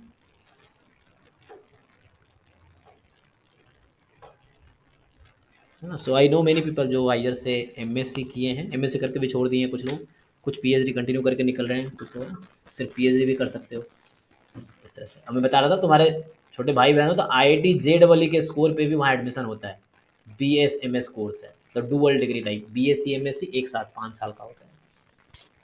तो वहाँ 12th के बाद वो डायरेक्टली आइजर्स में एडमिशन ले सकता है आईआईटी जेईई के स्कोर पे, या उनका अपना एग्जाम भी होता है, तुम वेबसाइट पे जाकर चेक कर सकते हो। आइजर्स में उनके वेबसाइट पे जाकर उनका शायद अपना एग्ज़ाम भी होता है अलग से, तो वो एग्ज़ाम दो, बच्चा क्वालिफाई करता है, देन यू कैन वहाँ जाके बीएसएमएस कर सकता है, मतलब बीएससी एमएससी डुअल डिग्री 5 साल का, BSc plus MSc. Okay. Sir IIT Kanpur में प्लेसमेंट्स होते हैं क्या? हाँ, प्लेसमेंट आईआईटी कानपुर में अच्छा है, कानपुर में होता है, लेकिन आईआईटी कानपुर का थोड़ा डिगरस कोर्स है, मतलब थ्योरेटिकल आस्पेक्ट ज़्यादा है, तो यस प्लेसमेंट सर। है, लेकिन वहाँ पे लोग ज़्यादातर पीएचडी प्रेफर करते हैं, जिनका लॉन्ग टर्म पीएचडी होता है, तो लेकिन प्लेसमेंट अच्छा होता है कानपुर में भी। यस सर, तो वहाँ पे सर डुअल डिग्री ऑफर नहीं करती आईआईटी कानपुर? देखो, हर जगह जहाँ भी एमएससी है, तो तुम्हारे पास ऑप्शन है एमएससी को पीएचडी में कन्वर्ट कराने का, मतलब तुम्हारे पास ऑप्शन होता है, एक इंटरव्यू दो and then you can convert into PhD. Inside option होता है, मतलब जैसे बॉम्बे में भी है, जो लोग एएसआई में जा रहे हैं, तो अंकिता धरगर हमारी मेरी क्लासमेट थी वहाँ पे, तो उसने ये किया, थर्ड सेमेस्टर में इंटरव्यू दिया एंड देन कन्वर्टेड इनटू जो एमएससी एएसआई है, तो उसका हो गया वो इंटीग्रेटेड एमएससी पीएचडी। तो उसने प्लेसमेंट प्रेफर नहीं किया, उसने इंटरव्यू दिया। पीएचडी करने के क्या फायदे हैं? पीएचडी के लिए क्या फ़ायदा है, जैसे तुम एमएससी के बाद तुम्हारा अगर 10 लाख का प्लेसमेंट लगता है, तो पीएचडी के बाद हो सकता है ये तुम उसको 50 लाख कर लो, क्योंकि तुम्हारे पास नॉलेज का काफ़ी गैप आ गया ना। तो जो कंपनी एमएससी करके बंदे को हायर कर रही है 10 लाख पे, तो अगर तुमने उसी स्टैट्स में आगे तुमने पीएचडी कंटिन्यू किया, फिर तुम उसी कंपनी में जाओ, या उस लेवल की कंपनी जो सिर्फ पीएचडी हायर करती है, जैसे आईबीएम टाइप की कंपनी है, आईबीएम देख लेना, ये अच्छी कंपनी है जो ज़्यादातर पीएचडी वालों को प्रेफर करती हैं रिसर्च एंड डेवलपमेंट फील्ड में। तो वही एमएनसीज, मतलब एग्जांपल एक दिया हूँ, जैसे लाइक टाटा भी है, ये सब, मतलब क्या उसका शॉर्ट फॉर्म क्या है, TCS, Tata consultancy service. So like ये सब भी लेती हैं पीएचडी वालों को, तो पीएचडी करके तुम कंपनी में जॉब करो, कोई दिक्कत नहीं, अच्छा पैकेज मिलेगा, तुम उन लोगों को लीड करोगे जो एमएससी करके या बीटेक करके आए हैं, क्योंकि तुम्हारे पास ज़्यादा नॉलेज है ना, तुम इतना सीख के आए हो, तो तुम उनसे बेटर हो इस तरह से। और अकेडमी में भी जा सकते हो, पीएचडी करके तुम किसी यूनिवर्सिटी में ज्वाइन करो as a professor, assistant professor, कहीं भी। और जॉब का भी अपॉर्चुनिटी है, मतलब जैसे अमेजन है, ये सब आती हैं रिसर्च डेवलपमेंट के लिए, पीएचडी वालों को ले जाती हैं। मैं बॉम्बे में था, मेरे को सीनियर का 22 लाख 23 लाख 25 लाख का हुआ था प्लेसमेंट, पीएचडी जो बॉम्बे से किए हैं स्टैट्स में, फिर वो जॉब ले लिए। अच्छा, फॉर एग्जांपल जैसे एक एग्जांपल मैं देता हूँ, तुम आईआईटी मद्रास के अगर तुम मैथ डिपार्टमेंट के फैकल्टीज़ का लिस्ट देखोगे ना, तो उसमें एक आता है नीलेश उपाध्याय। इनको मैं इसलिए जानता हूँ क्योंकि नीलेश उपाध्याय जो हैं, इन्होंने एमएससी मैथ में किया है आईआईटी बॉम्बे से, एमएससी मैथ, फिर इन्होंने पीएचडी आईआईटी बॉम्बे से ही स्टैट्स में किया है, ठीक है। इनका सुपरवाइजर थे पी वेलासामी, उनको मैं जानता हूँ, इसलिए इनका नाम जानता हूँ, क्योंकि वो सोमेश सर के दोस्त हैं। सोमेश सर आईआईटी खड़गपुर में है, तो उनका दोस्त है पी वेलासामी, आईआईटी बॉम्बे में प्रोफेसर है, इनके अंडर उन्होंने पीएचडी किया नीलेश उपाध्याय, और नीलेश उपाध्याय भी आईआईटी मद्रास में प्रोफेसर है, ठीक है। तो मैं इनका क्यों बता रहा हूँ, क्योंकि इन्होंने एमएससी किया आईआईटी बॉम्बे से मैथ में, लाइक 2000 इनका था 2003 टू 9 पीएचडी था, 2003 टू 2009 पीएचडी था, 2001 टू 2003 इनका एमएससी था। फिर उन्होंने 2009 में जब पीएचडी खत्म किया, तो 2012 तक एक कंपनी में जॉब किया इन्होंने, एमएनसीज में, मुंबई की किसी कंपनी में। उसके बाद 2012 में इन्होंने आईआईटी मद्रास में असिस्टेंट प्रोफेसर बनकर ज्वाइन कर लिया। तो ये जो एक्सपीरियंस था जो उन्होंने कंपनी में काम किया, वो भी वहाँ काउंट होता है। मतलब पीएचडी के बाद ये चाहे तो कहीं पोस्ट डॉक कर सकते थे, या कहीं असिस्टेंट प्रोफेसर तब भी बन सकते थे, लेकिन उन्होंने 3 साल कंपनी में जॉब किया, इनको लगा होगा कि नहीं मुझे एकेडमिक्स से वापस जाना है, तो इनको तो मतलब ऐसा भी होता है, स्विच कर सकते हो। एक और एग्जांपल देता हूँ मैं, आईआईटी जोधपुर में एक प्रोफेसर हैं, उन्होंने 18 साल सैमसंग में काम किया, सैमसंग जो कंपनी है, रिसर्च एंड डेवलपमेंट आज बोलते हैं शॉर्ट फॉर्म में, उन्होंने फिर अभी वो डायरेक्टली प्रोफेसर बने हैं। मैं उनका लिंक्डइन प्रोफाइल देख रहा था, तो वो एक्सपीरियंस 18 साल काउंट करके सीधा प्रोफेसर बने, वरना क्या होता है, लेवल होता है, जैसे कोई नया ज्वाइन कर रहा है तो वो होगा असिस्टेंट प्रोफेसर, फिर 5-6 साल ये रहेगा, फिर बनता है एसोसिएट प्रोफेसर, ये लेवल है, पहले असिस्टेंट प्रोफेसर, फिर एसोसिएट प्रोफेसर, फिर जाकर फुल प्रोफेसर बनता है, फिर फुल, इसमें 10-12 साल लग जाते हैं बनने में, फुल प्रोफेसर बनने में 12-15 साल। तो जैसे 18 साल उन्होंने सैमसंग में जॉब किया रिसर्च एंड डेवलपमेंट में, तो वो एक्सपीरियंस के बेस पे उन्होंने असिस्टेंट प्रोफेसर नहीं बने, वो सीधा प्रोफेसर बने, फुल प्रोफेसर। तो काउंट होता है, तुम पीएचडी कर लियो, तुम्हारे पास ऑप्शन है स्विच करने का, यू कैन ज्वाइन एमएनसीज, बहुत पैसा मिलेगा, क्योंकि पीएचडी तुम्हारे पास है, उस लेवल की कंपनी अगर ज्वाइन करते हो तो स्किल तुम्हारे पास है उस लेवल का, तो एंड देन कैन गो। एक और एग्जांपल देता हूँ, लाइक पुनीत परीक्षा एक है, पुनीत सर अभी एक्चुअली डिप्स में मैं पढ़ा रहा हूँ, तो मुझसे पहले पुनीत सर वहाँ स्टैट्स पढ़ाते थे, ये आईआईटी दिल्ली से स्टैट्स में पीएचडी है, आईआईटी दिल्ली से स्टैट्स में इन्होंने पीएचडी किया पुनीत सर। सो मतलब डिप्स में ये पढ़ाते थे स्टैट्स उस टाइम, आईआईटी जैम एमएस को, अभी मैं डिप्स में पढ़ाता हूँ, मैं स्टैट्स वहाँ मैं ही पढ़ा रहा हूँ। तो सो इन्होंने स्टैट्स में पीएचडी किया आईआईटी दिल्ली से, इनका था 2014 टू 2018 स्टैट्स में पीएचडी, ठीक है। और इनका एमएससी भी आईआईटी दिल्ली से ही है, आईआईटी दिल्ली से इन्होंने एमएससी किया है 2012 टू 2016, ठीक है। तो एमएससी मैथ में था, आईआईटी दिल्ली से एमएससी मैथ में किया पुनीत सर ने 12 to 14, sorry MSc, and 14 to 18 PhD stats में इस राजा सर के अंडर। अच्छा, उस दौरान मैं आईआईटी दिल्ली में था क्योंकि मेरा एमएससी 2016 टू 18 है, तो मैं उनको जानता हूँ क्योंकि वहाँ पे थे उस टाइम वो दिल्ली में। तो उसके बाद उन्होंने एक कोई बैंक है, स्विस बैंक नहीं, स्विस बैंक हुआ कोई मतलब ऐसा कुछ बैंक है जो इंटरनेशनल बैंक है, उसमें उन्होंने कुछ साल जॉब किया। पहले वो ऑस्ट्रेलिया गए, ऑस्ट्रेलिया से पोस्ट डॉक करके आए, फिर वो एक कंपनी में जॉब कर रहे थे। अभी भी शायद वो अभी ऑस्ट्रेलिया फिर से वापस गए हैं, मतलब किसी वो पोस्ट डॉक के लिए जाते हैं। तो गुड़गांव की एक कंपनी में वो उस टाइम जॉब कर रहे थे, बीच में आए थे, मैं उनसे मिला था 2019 में, हाँ। तो वो गुड़गांव की एक कंपनी में जॉब कर रहे थे रिसर्च एंड डेवलपमेंट। तो उनका वो एक्सपीरियंस भी काउंट होगा, पोस्ट डॉक उन्होंने किया बाहर से, वो भी कंपनी में जॉब कर रहे हैं।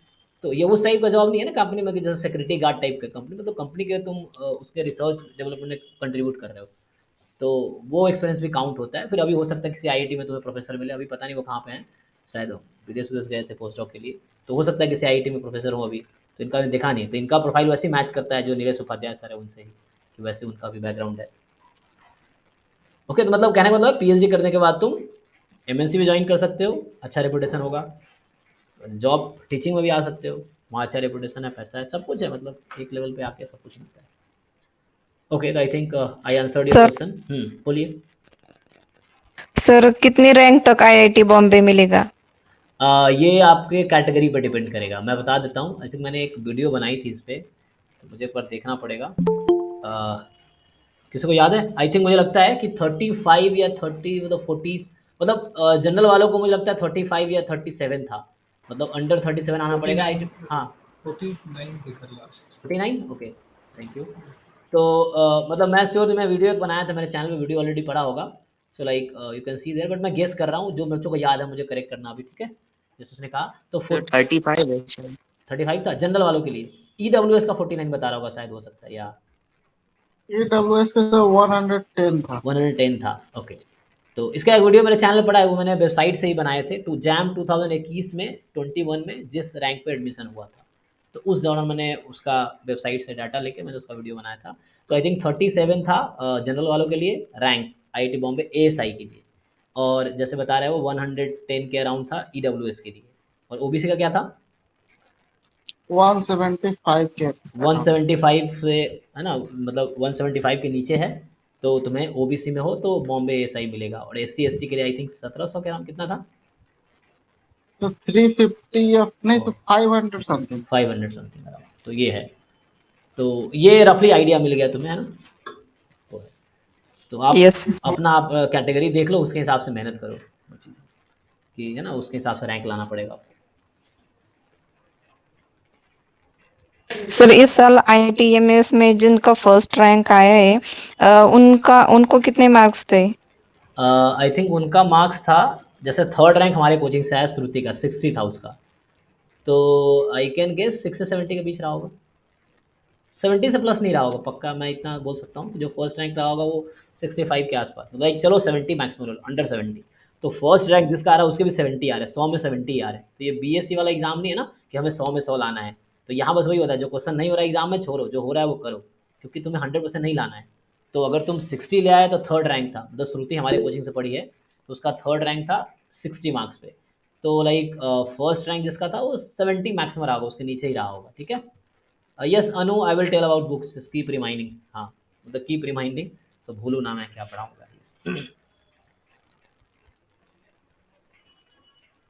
ठीक है, तो फर्स्ट रैंक अराउंड तुम, अगर तुम कोशिश करो 70 नंबर का, मेहनत करो 70 लाना है, तुम टेस्ट सीरीज में घर पे सॉल्व करके 70 प्लस स्कोर करते रहो, तो वैसे ही तुम्हारा वहाँ भी आ जाएगा, क्योंकि जब हम घर पे जैसे यूजुअली है ना, ऑनेस्टली मॉक टेस्ट दो, तुम अपने आप को प्रिपेयर करो इस तरह से कि 70 प्लस ले आओ, तुम जैम में आराम से तुम्हारा टॉप 10 में रैंक आएगा,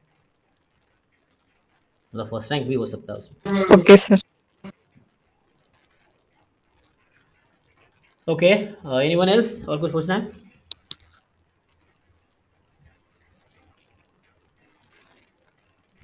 और नहीं तो मैं बुक बता देता हूँ कि मैं आईआईटी एग्जाम एमएस के लिए जो स्टैटिस्टिक्स पोर्शन है मैं उसकी बात कर रहा हूँ, तो मैं क्या क्या फॉलो करूँगा। तो जो मुझे सबसे आसान बुक लगती है इस कोर्स के लिए वो है, ये मेरे पास बुक भी पड़ी है, मैं सही सही नाम लिख देता हूँ। दिस इज़ द बुक, ये तुम्हें अलग से प्रिंट करानी पड़ेगी, अगर तुम्हें दिख रहा है मैं पहले लिख देता हूँ फिर दिखा दूंगा। ये है, वो बुक का नाम है प्रोबेबिलिटी इन स्टैटिस्टिक्स। ये ऑनलाइन नहीं मिलेगी, तुम्हें फोटो कॉपी करा सकते हो, या फोटो कॉपी वाला बोलो बाइंडिंग करके दे दो तो इस तरह बना के दे देगा, मैंने फोटो कॉपी करवाया है तो बाइंडिंग करके देता है। सो बुक का नाम है probability and mathematical statistics, probability and mathematical statistics by Prasanna Sahu. ये सबसे इजी बुक है, मैं बता रहा हूँ। मैं तो 4 बुक मेरे पास पर है, मैं कॉम्बिनेशन से पढ़ाऊंगा, लेकिन तुम्हें एक को लेके चलना होगा। तो बाय प्रसन्ना साहू, ठीक है। तो ये साहू, ठीक है, और ये प्रोफेसर है यूएस में। एडिशन इन्होंने कुछ दिया नहीं, तो ये ऐसे इस बुक को गूगल पे नाम टाइप करोगे तो पीडीएफ आ जाएगा, तुम बस नाम लिखो probability in stats by Prasanna Sahu, तो वो पीडीएफ मिल जाएगा तुम्हें। दूसरी बुक जो, ये सबसे आसान बुक बता रहा हूँ, आसान मतलब तुम खुद से भी पढ़ोगे तो समझ आएगा। डेफिनेशन पढ़ो, एग्जाम्पल सॉल्व करो, एक्सरसाइज करो, और यहाँ चैप्टर 1 to 19 कर दिए तो पूरा जैम का सिलेबस कवर हो जाता है।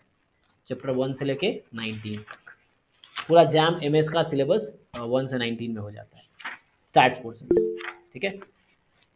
और दूसरी बुक बताता हूँ मैं, ये फर्स्ट बुक है।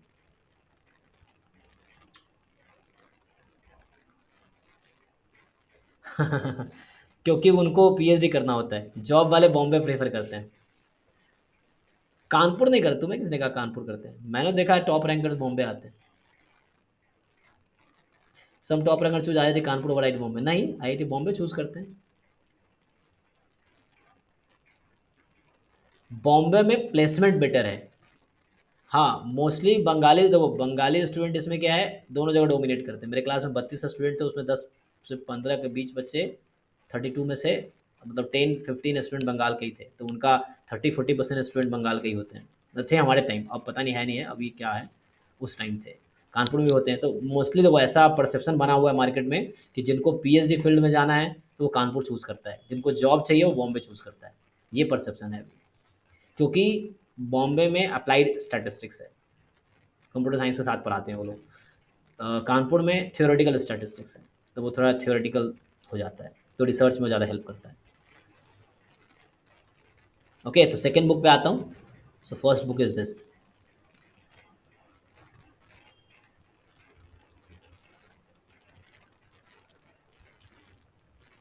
ओके, ठीक है ना। तो फर्स्ट बुक ये बहुत बेसिक बुक है, खुद पढ़ना।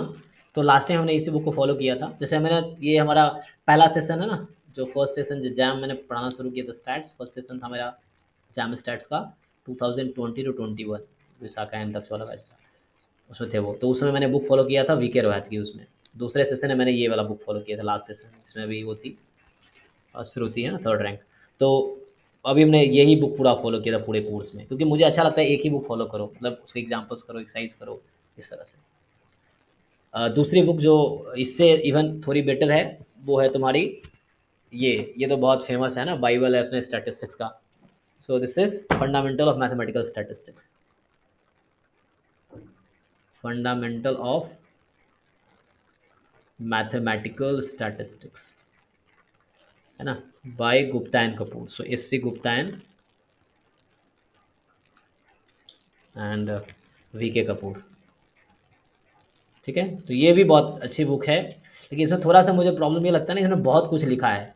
तो ये बुक हर एग्जाम के लिए, स्टैट्स के हर एग्जाम के लिए है। तो जब तुम ये बुक तुम फॉलो कर रहे हो तो तुम्हें ध्यान रखना पड़ता है कि जैम के सिलेबस में जो टॉपिक है वही करो, क्योंकि उससे रिलेटेड बहुत कुछ दे रखा है इन्होंने टॉपिक में। तो तुम्हें बस वही करना है जो जैम से रिलेटेड है, सिलेबस देखते रहना पड़ेगा तुम्हें। तो ये है ना, इसीलिए। हाँ, राइट राइट, इससे गुप्ता इज रामायण, बिल्कुल। तुम्हें ना बार बार पढ़ना पड़ेगा। तो ये बहुत अच्छी बुक है, लेकिन यही बोल रहा हूँ हर एग्जाम के लिए यही स्टैट का कोई भी एग्जाम हो यही बुक प्रेफर की जाती है। तो तुम्हें थोड़ा सा वाइज रहना पड़ेगा पढ़ते हुए, सब कुछ नहीं पढ़ना तुम्हें इस बुक में, बहुत कुछ है इसमें। इसका तुम्हें 10% ही जैम में है, जितना इस बुक में है ना, जितनी मोटी है, पूरी बुक नहीं करनी, इसका 10% ही जैम में है। तो तुम्हें ध्यान रखना है कि जैम के सिलेबस में क्या है, फिर वो टॉपिक पढ़ो, सिलेबस में क्या टॉपिक पढ़ो, सब कुछ नहीं करना, ठीक है। चैप्टर वाइज भी नहीं बता पाऊंगा, क्योंकि उन्होंने क्या है एक ही चैप्टर में बहुत कुछ बताए हैं, तुम्हें देखना रिलेवेंट क्या है जैम के लिए। जब मैं पढ़ाऊँगा तो इस बार मेरा प्लान है यही बुक मैं फॉलो करूँगा। तो इस बार मैं इस बुक से ही पढ़ाऊँगा, मतलब इस बुक से पढ़ाऊँगा, मतलब थ्योरी इस बुक से कराऊँगा। थ्योरीज़ मैं बाहर से भी करा सकता हूँ, लेकिन प्रॉब्लम्स मैं इसी से कोशिश करूँगा। होमवर्क जो दूँगा तुम लोगों को इसी बुक से दूँगा कि एक्सरसाइज करके आओ, फिर एक्सरसाइज का डाउट नेक्स्ट क्लास में बताओ, है ना? इस तरह से मतलब लाइक भले आज मैंने थ्योरी करा दी, 4-5 एग्जाम्पल करा दूँगा, फिर तुम्हारा नेक्स्ट टाइम होमवर्क होगा कि एक्सरसाइज 1.1 करके आओ, फिर नेक्स्ट टाइम जो डाउट होगा उसका पूछो, तो ऐसे चलेगा। तो कोई एक फिक्स बुक मैं रखता हूँ। तो है ना, जैसे मैंने बताया कि 2020 टू 21 में फिक्स कर दिया था रोहतगी की बुक, पीके रोहतगी वाली। 21 से 22 में मैंने फिक्स किया था ये probability step by Prasanna Sahu. इस बार मैंने सोचा ये फिक्स करते हैं गुप्ता कपूर। इस तरह मेरा अपना ही पर्सनल इंटरेस्ट है कि मेरा अपना रिवीजन हो रहा है ना, कि एक बुक पूरा गो थ्रू हो जाता है बच्चों के बहाने। जब तुमने कुछ डाउट पूछा तो हमारा भी उससे ना, तो मैं भी सीख ही रहा हूँ, मतलब पढ़ा पढ़ा के ये चीज़ है। तो दूसरा है ना ये एफएमएस, इस बार हम ये फॉलो करेंगे, तो पूरा सेशन में इस बार हम ये फॉलो करेंगे। Way I will recommend this time. तो इसी को ज़्यादातर मैं फॉलो करूँगा, क्लास में पढ़ाऊँगा यही। होमवर्क तुम्हारा इसी बुक से दूंगा मैं, ठीक है? होमवर्क इस बार इसी बुक से होगा। होमवर्क देने का मतलब होता है मैं सॉल्व भी कराऊंगा। जैसे तुम्हें एक साइज होमवर्क दे दिया तो इस साइज में जो डाउट होंगे वो कराएंगे। तो ये बुक इस बार हम ये फॉलो करेंगे। ऐसे डाउट के तुम कुछ भी पूछ सकते हो, लेकिन एक बुक फिक्स कर लेते तो बेटर रहता है। तुम्हें भी पता है कि हमें क्या कर रहे हैं और हमें भी पता रहता है हम क्या करा रहे हैं। ओके, तीसरी बुक जो है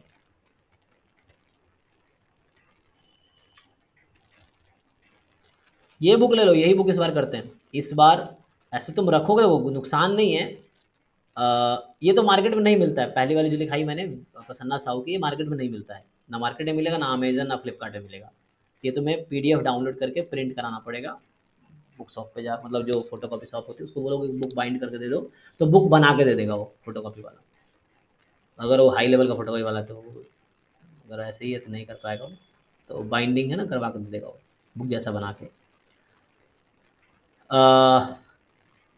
ठीक है, तो तुम ये इस बार ये करेंगे फंडामेंटल और मैथमेटिकल स्टैटिस्टिक्स। तुम्हें टेंशन नहीं लेना, मैं जब पढ़ाऊंगा तो मैं 4 बुक एक साथ, लाइक मैंने कई सेशन पढ़ा लिए ना पिछले एक जैम का 2 सेशन पढ़ा चुका हूँ मैं सुप्रीमम में। डिप्स में पढ़ा रहा हूँ, डिप्स में आधा कोर्स हो गया स्टैट्स का, लाइक तो एक बार तो वैसे मेरा डिवीजन हो गया। अब अभी पढ़ाऊंगा तो ये चौथी बार होगा। तो मुझे दिमाग में ऐसे ही फिट हो गया कहाँ पे क्या है, तो मैं जब पढ़ा रहा होता हूँ देख रहा होता हूँ हर बुक में है, तो मैं बताऊंगा, सब कुछ छूटेगा कुछ नहीं। इवन जो थ्योरीज होंगी वो चारों बुक कवर करेगा। 4 कौन सी बताता हूँ। दूसरी तो ये होगी ना एफएमएस गुप्ता एंड कपूर। तीसरी बुक जो है ये वाली है, क्योंकि इसकी हार्ड कॉपी मुझे मिली ना, मैंने इसको एक फोटो कॉपी करवाया था। तो दिस यू कैन रीड, अगर वीके रोहतगी वाली बुक है ना। सो ये मैंने प्रिंट कराया, फोटो कॉपी करवाया इसका, क्योंकि ऑनलाइन ये भी मिल नहीं रहा था। तो लेकिन हो सकता है देखना बुक शॉप पे तुम्हें मिल जाए वो चीज़ें। सो ये बुक है, बुक का टाइटल है एन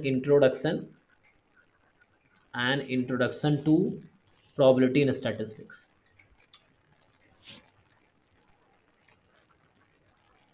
ये बहुत अच्छी बुक है, बहुत अच्छी बुक है, क्योंकि in the sense theory compact है इसका, और थोड़े चीज़ों को डीपली बताया है। जैसे ये पहली बुक जो है ये चीज़ों को लाइटली बताया है, जो पहली बुक है, और यहाँ पे चीज़ों को डीपली बताया है ये वीके रोहतगी में। बाई 2 राइटर हैं इसके, एक है वीके रोहतगी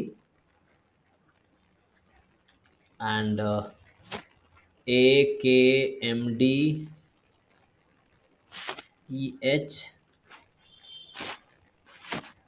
सेले, ठीक है, मतलब एहसान सेले। सो वीके रोहतगी, ये सेले वाली बुक है।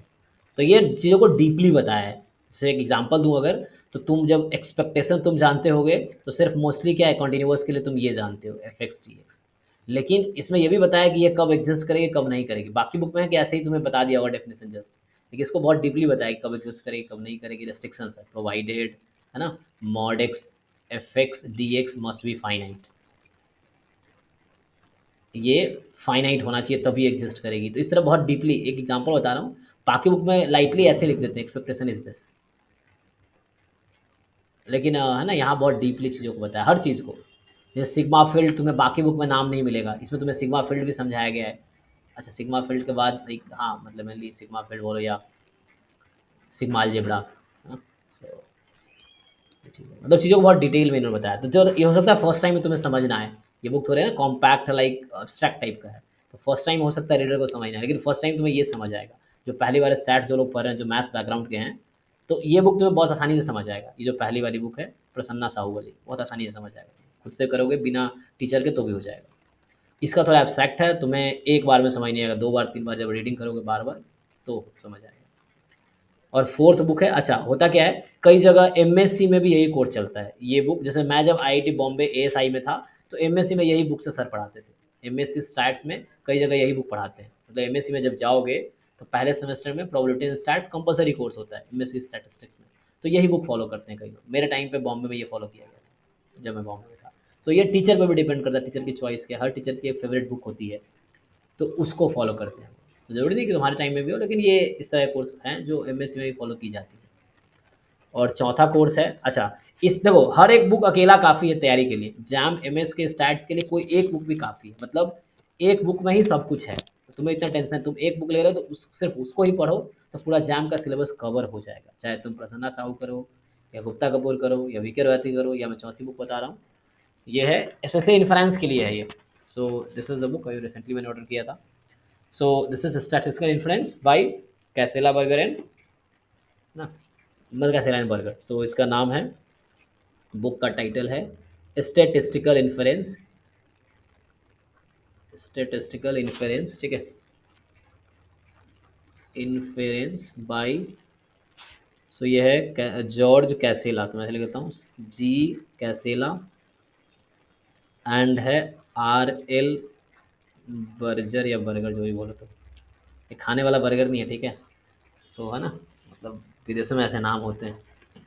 तो ये इन्फ्रेंस के लिए मतलब रिकमेंड की जाती है ये भी बुक। जैसे जैसे एमएससी स्टैट्स में 2 कोर कोर्स होते हैं, एक तो बताया मैंने प्रोबेबिलिटी एंड स्टैट्स, और आगे इन्फरेंस भी होगा। मतलब लाइक एमएससी मैथमेटिक्स में इस तरह का नाम होता है ना, प्रोबेबिलिटी एंड स्टैटिस्टिक्स, लेकिन एमएससी स्टैट्स में प्रोबेबिलिटी कोर्स अलग है, इन्फ्रेंस कोर्स अलग है। तो ये इन्फ्रेंस के लिए मेनली बुक फॉलो की जाती है।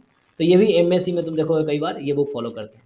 मेरे टाइम में आईआईटी बॉम्बे में एमएससी में यही कोर्स फॉलो किया गया था, और अभी भी आईआईटी बॉम्बे में मतलब हर बार यही फॉलो किया जाता है, इस बार भी यही फॉलो किया जा रहा है। तो ये भी बहुत अच्छी बुक है, बहुत अच्छी बुक है। अच्छा इसमें क्या है, पहला जो 5 चैप्टर है वो प्रोबेबिलिटी ही है, मतलब ये नहीं कि इन्फ्रेंस, इन्फ्रेंस में मेनली एस्टिमेशन से स्टार्ट होता है ना, मेनली हम यही करते हैं। लेकिन फर्स्ट 5 चैप्टर इन्होंने प्रोबेबिलिटी पढ़ाए हैं इसमें, मतलब बताया है लाइक 1 2 3 4 ना,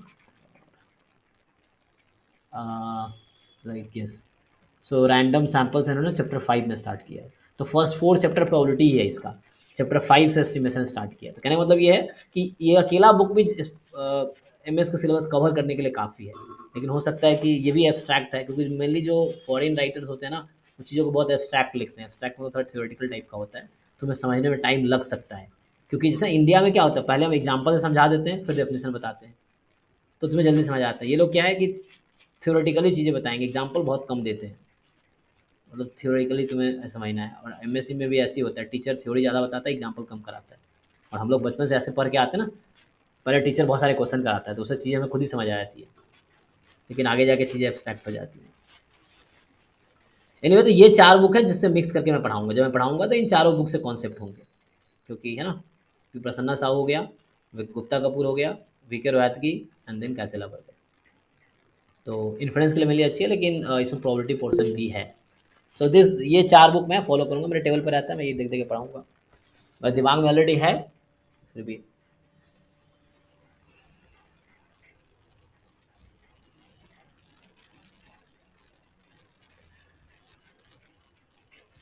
या थैंक यू सौम्या, या सोमैया सॉरी। सर बोलिए। सर क्वेश्चन वाइज सबसे ज्यादा डिफिकल्ट कौन से बुक में है? कैसेला बर्गर। Okay sir. उसमें प्रोबेबिलिटी भी है, मतलब लाइक इसमें देखोगे तो एक पहला चैप्टर का, एक पहला चैप्टर है इसमें कैसेला बर्गर का, फर्स्ट चैप्टर का नाम है प्रोबेबिलिटी थ्योरी। तो इसमें क्या क्या पढ़ाया है उन्होंने, set theory, basic of probability, axiomatic foundation, calculus of probability, counting, enumerating, conditional probability, independence, random variable distribution function, मतलब सीडीएफ, पीडीएफ, पीएमएफ, ये है पहले चैप्टर में। अब इसका अगर तुम एक्साइज देखोगे तो इसके एक्साइज में आई थिंक बहुत सारे क्वेश्चन है, 50-60 क्वेश्चन है कम से कम। और इसका सॉल्यूशन है मार्केट में अवेलेबल, बाय द वे तुम गूगल पे सर्च करोगे तो इस बुक का पीडीएफ भी है और इसके सॉल्यूशन का पीडीएफ भी अवेलेबल है ऑनलाइन। तुम सॉल्यूशन भी तुम्हें मिल जाएगा इसका, एक्साइज का डाउनलोड कर सकते हो। हाँ, तो इसके जो एक्साइज हैं इसमें टोटल 55 क्वेश्चन हैं। पहले चैप्टर के जो लास्ट में एक्साइज होता है ना, एक्साइज में 55 क्वेश्चन है, बहुत ज़्यादा क्वेश्चन है मतलब। और थोड़े एब्स्ट्रैक्ट टाइप के हैं। मतलब तुम हमें जैम में मोस्टली उस टाइप के क्वेश्चन करने होते हैं ना जो न्यूमेरिक टाइप के हो, क्योंकि प्रूव दैट तो करने का फ़ायदा है नहीं जैम में। तो इसमें ऐसे क्वेश्चन में प्रूव दैट तो उसको तुम चेंज कर सकते हो कि लाइक जैम में कैसे पूछ सकता है। अगर कोई प्रूव दैट है तो जैम वाले तो उसको घुमा के पूछेंगे ना, क्योंकि वहाँ प्रूव दैट तो है नहीं, तो उसको ऑप्शन बना के पूछेंगे। बस तुम्हें सोचना होगा कि जैम में इस तरह क्वेश्चन कैसे पूछ सकता है, वो कैसे ना ऑप्शन बनाएगा वो इस तरह से। तो बहुत है, 50-60 क्वेश्चन हर चैप्टर में है, तो इसके लेवल भी क्वेश्चन का अच्छा है, तो you can try this. Rohatgi में भी क्या है, रोहतगी का फायदा ये कि एक एक साइज है मोस्टली, ज़्यादा 10 क्वेश्चन 10-15 क्वेश्चन एक एक साइज है, लेकिन लेवल इसका भी अच्छा है। तो वीके रोहतगी का भी लेवल अच्छा है, मतलब 10 क्वेश्चन है ना, 10-15 क्वेश्चन हैं एक साइज में, बस 10-15 है। लेकिन वही है, थ्योरेटिकल है, थोड़ा सा एग्जाम्पल है। मतलब वीके रोहतगी इज मतलब वेरी, अभी मैं रिसेंटली सोमेश सर से मिला था। सोमेश सर है ना, IIT खड़गपुर में प्रोफेसर है यहाँ पे, उनका NPTEL पे लेक्चर ऑलरेडी है, तो वहाँ भी देख सकते हो, प्रोबेबिलिटी का भी और इन्फ्लुएंस का भी। तो उन्होंने मुझे यही बोला कि वीके रोहतगी एंड कैसेला बर्गर पढ़ो, तो मैं उनके साथ भी रिसर्च कर रहा हूँ अभी। तो मतलब ये बहुत रिकमेंडेड बुक है।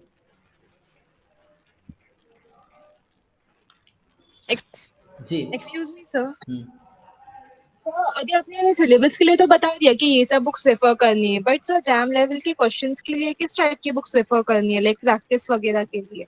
हाँ बिल्कुल बिल्कुल, क्योंकि होता क्या है ना कि जो भी बुक्स मैंने बताई इनमें से कोई भी बुक जैम के लिए नहीं लिखी गई पर्टिकुलर, है ना। ये एक जनरल बुक्स हैं जो उन्होंने लिखा है नॉलेज लाइक ये लोग का कॉन्सेप्ट वगैरह अच्छा है, बट ये लोग की पीछे की एक्सरसाइजेस देखेंगे ना तो बहुत थ्योरेटिकल है, like mostly proofs and all है, एंड जैम लेवल के क्वेश्चंस बहुत कम मिलते हैं।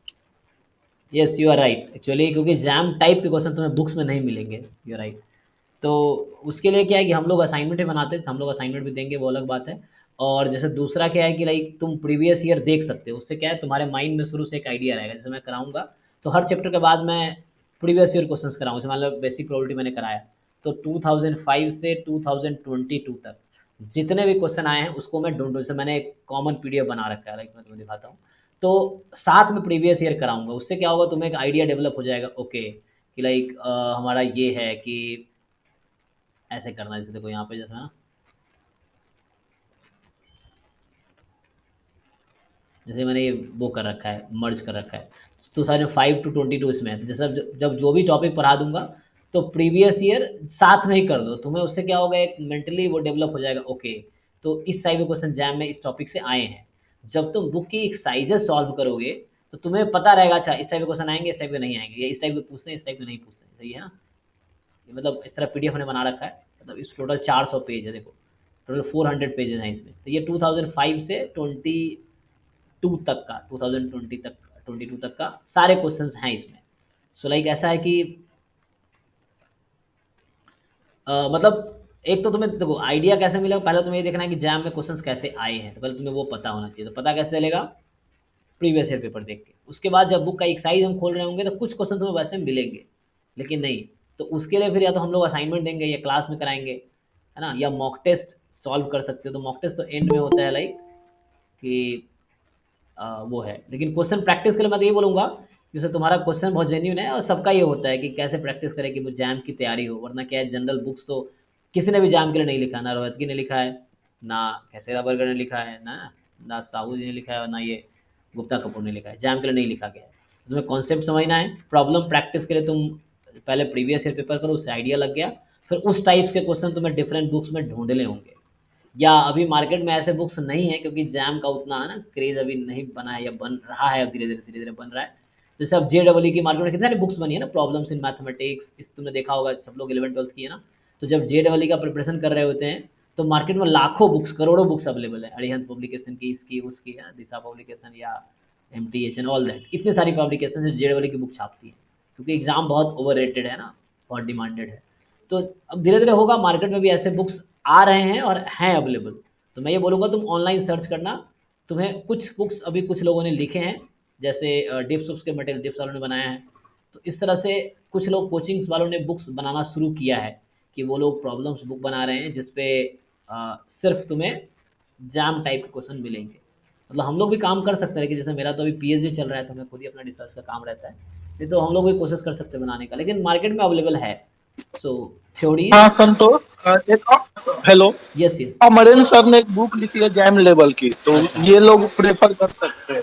हाँ, तो ये भी है ना, अमरिंदर मिश्रा सर पटना यूनिवर्सिटी में हेड ऑफ डिपार्टमेंट है स्टैटिस्टिक्स के, तो उन्होंने एक बुक लिखा है। तो मतलब ऑनलाइन सर्च करोगे तो अवेलेबल है मार्केट में, लाइक मैं ये बोलूँगा कि कुछ बुक्स हैं। लेकिन पहले तो यही करना, थ्योरीज बुक से पढ़ो, थ्योरीज हम पढ़ा रहे पढ़ो, प्रीवियस ईयर पेपर ज़रूर करो साथ में। तो हमारे साथ जो बच्चा एडमिशन लिया वो 2 बार प्रीवियस ईयर तो हमारे साथ ही करेगा। एक तो जब चैप्टर वाइज मैं करा रहा हूँ तो सारे क्वेश्चन कराता जाऊँगा, फिर एंड में टेस्ट सीरीज के साथ सारे ईयर वाइज कराऊंगा, पहले 2005 का, 2006 का, कल 7 का, परसों, ऐसा मतलब लाइक। तो 2 बार पूरा पेपर एक बार हो जाएगा, एक बार चैप्टर वाइज में और एक बार ईयर वाइज में। और बुक्स के लिए तुम्हें पहले जो रिकमेंडेड बुक्स हैं थ्योरीज पढ़ो, एग्जाम्पल्स करो, एक्सरसाइज उस टाइप के करो जो जैम में आते हैं, प्रूफ दैट छोड़ दो, ये है, या आप प्रैक्टिस कर सकते हो। अच्छा, वो बुक है ना, वो मतलब writer I think Amarinder Mishra sir हैं, तो अमेजन पे ये बुक अवेलेबल है, अमेजन या फ्लिपकार्ट पे। सो अमेजन एंड फ्लिपकार्ट पे you can search. Amarinder Mishra है ना, उनका राइटर है वो। बुक का नाम I think problems in math statistics या कुछ इस टाइप का है। हमारे ग्रुप में बच्चे हैं जिनके पास ये बुक है, क्योंकि बहुत सारे बच्चे हमारे कोचिंग में लास्ट ईयर वो थे जो पटना यूनिवर्सिटी में स्टूडेंट थे, तो वो जानते हैं उनको। क्वेश्चन प्रैक्टिस रहेगा सर? क्वेश्चंस प्रैक्टिस, हाँ। Problems in statistics I think, देखना क्या है, मैथ स्टैट्स। ऑब्जेक्टिव स्टैटिस्टिक्स है, objective statistics. Okay okay, objective statistics, हाँ, तो ये सर्च कर सकता हूँ, objective statistics by Amarinder Mishra sir. Question practice के लिए सही रहेगा सर, एग्जाम के लिए? हाँ ठीक है, प्लीज। और भी बुक्स हैं देखो, मतलब और भी मटेरियल्स हम कोचिंग के, जैसे मैं देखता हूँ अगर हम लोग अवेलेबल होता है। संतोष, मैं लिंक सेंड किया हूँ तो वो ओपन करके दिखला सकता है बच्चों को, स्क्रीन शेयर करके। और एक चीज और, डिप्स का कंटेंट में केवल पीवाईक्यू है और गलतियां बहुत है, तो उसको मत लेना, मैं यही बोलूंगा, ठीक है ना? बाकी अपने अकॉर्डिंग तुम लोग देख लेना। लिंक कहाँ सेंड किया है? व्हाट्सएप पे? उस पे, इस पे चैट में भेज, इसमें चैट में डाल यार मैं मोबाइल से ज्वाइन किया हूँ, चैट का ऑप्शन नहीं है, तो तू लिंक को कॉपी करके देख ना, गूगल कर ले, कॉपी करके गूगल कर दे। कहाँ पे? अच्छा एक मिनट, ओके। व्हाट्सएप पर किया हूँ।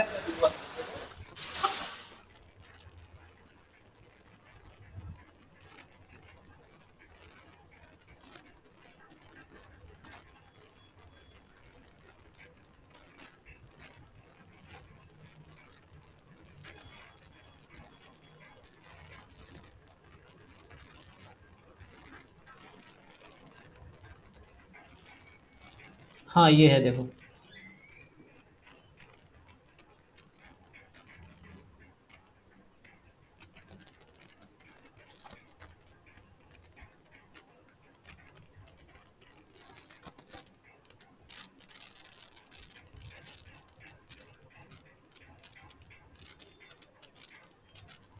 अरे ये आई थिंक ऑब्जेक्टिव स्टैटिस्टिक्स,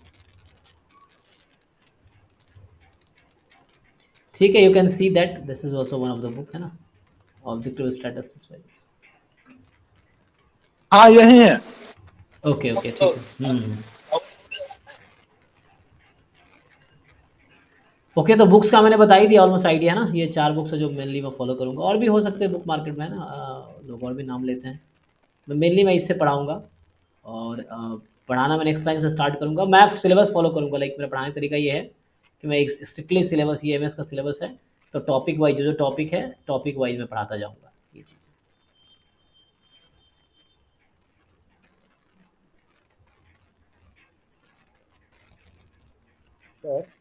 हाँ हाँ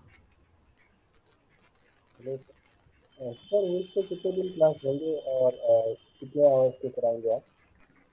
मैं सब वीक में 3 क्लासेस लूँगा, 2-2 घंटे का, लाइक 2 आवर्स का होगा, 6:30 to 8:30, और मंडे वेडनेसडे फ्राइडे मेरी क्लास होगी। कभी कभी संडे भी हो सकती है, वो मैं बताऊंगा, क्योंकि जब ऐसा होगा या वीक में कभी कैंसिल होगा या एक्स्ट्रा क्लास लेना होगा, तो संडे भी कभी कभी होगी।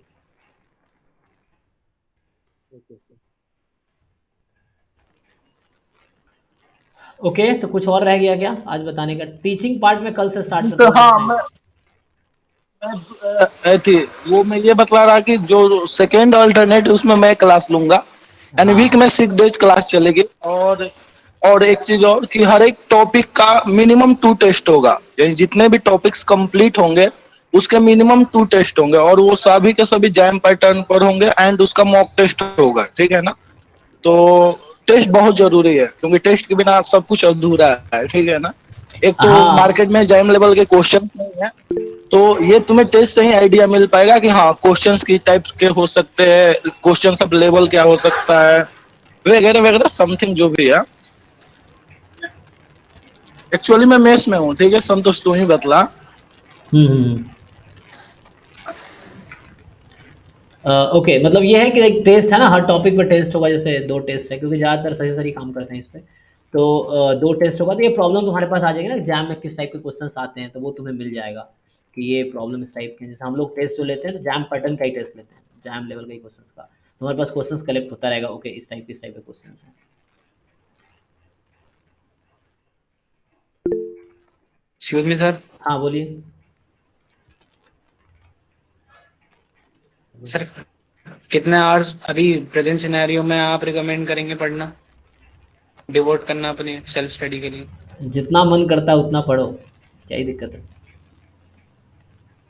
मतलब जितना तुम कर सकते हो, देखो तुम्हारे पास अगर 4 घंटे में भी हो जाएगा, तुम्हारे पास अगर 8 घंटे तो 8 घंटे में भी हो जाएगा। ऐसा जरूरी नहीं घंटे लगा लेंगे तो एग्जाम निकल जाएगा, नहीं। तुम्हें चीज़ों को समझना है, अब तुम्हारे ऊपर डिपेंड करता है, लेकिन तुम जितना टाइम दे सकते हो दो मैक्सिमम। घंटा क्यों फिक्स करना है कि लाइक कितने घंटे करेंगे, मतलब जितना तुम दे सकते हो उतना कोशिश करो, लाइक एटलीस्ट तो 4 5 आवर्स 6 आवर्स तो कोशिश करो कम से कम दो, 6 आवर्स रिकमेंड।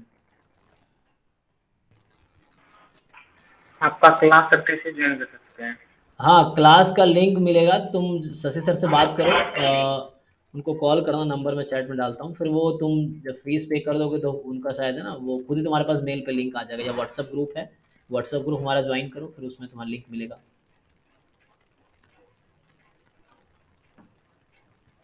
है ना। कोई एक मिनट, जैसे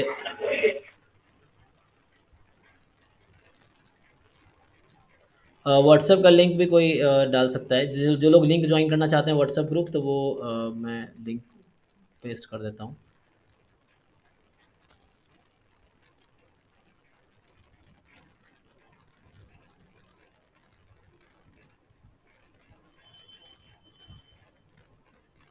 हम्म,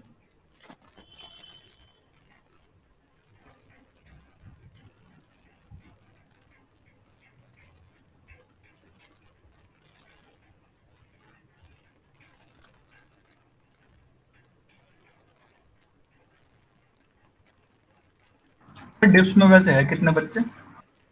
जी, डिप्स में कितनी स्ट्रेंथ है स्टूडेंट्स की? नहीं ये थोड़ी पर्सनल है, ये नहीं बताना चाहूँगा मैं, क्योंकि अच्छा नहीं है। डिप्स में कितने बच्चे हैं, ये डिप्स का मैटर है, तो मैं कैसे बताऊँ।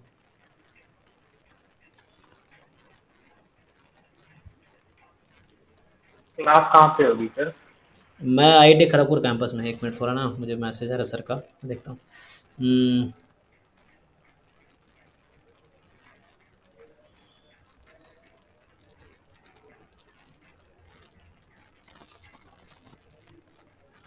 एक मिनट, सॉरी, या सॉरी।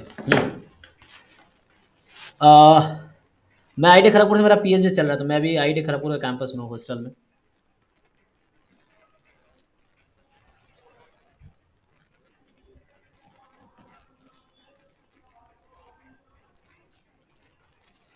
ठीक है, और कोई क्वेश्चन है तो आज मैंने ऐसी जनरल डिस्कशन क्लास ही रखा था, डिस्कस करना था तुम लोगों के साथ, ठीक है। क्लास गूगल मीटिंग पे ही होगा सर।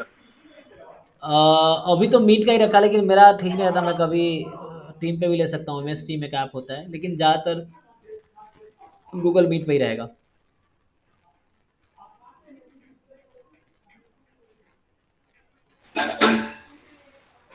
ठीक है, तो सर नेक्स्ट क्लास मंडे को है?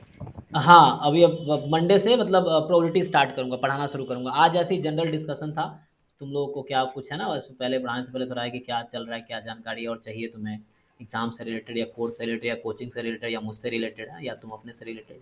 तो इस तरह का मैं रखा था कि एक बार मैं जितना हेल्प कर सकता हूँ वो मैं कर दूँ, फिर इसलिए लेक्चर 0 नाम रखा था मैं इसको। लेक्चर 1 मंडे से स्टार्ट होगा।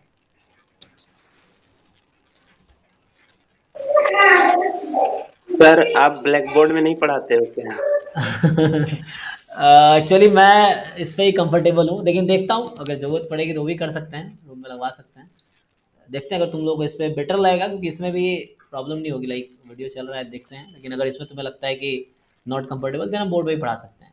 बोर्ड पर लिखना मिटाना पड़ता है, लेकिन इसमें क्या है कि मैं जो लिखूंगा वो तुम्हें नोट्स भी मिल जाएगा, उसका रिकॉर्डिंग भी मिल जाएगा, और फिर मतलब ये है कि ठीक रहता है, बस तुम्हें ध्यान देना है।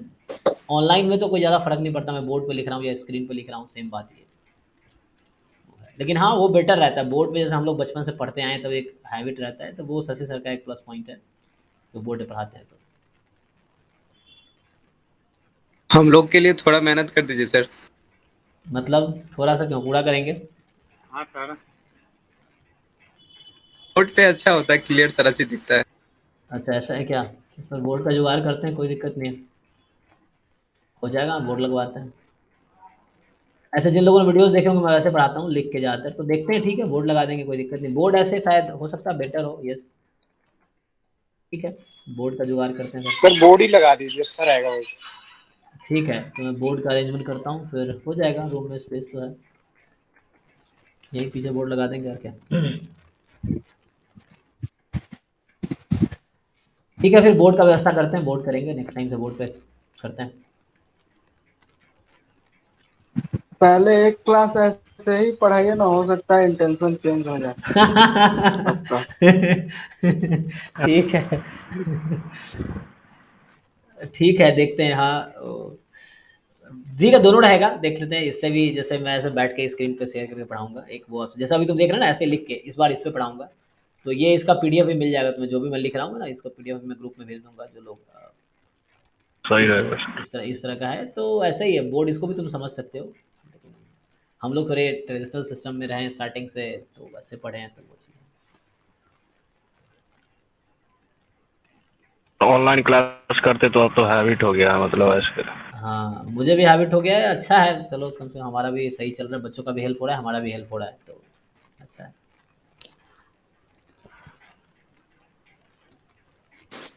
सर आप लोग टेस्ट सीरीज वगैरह लाइक कब से स्टार्ट करते हो एंड कैसा देते हो? टेस्ट सीरीज पे ज़्यादा फोकस कीजिए।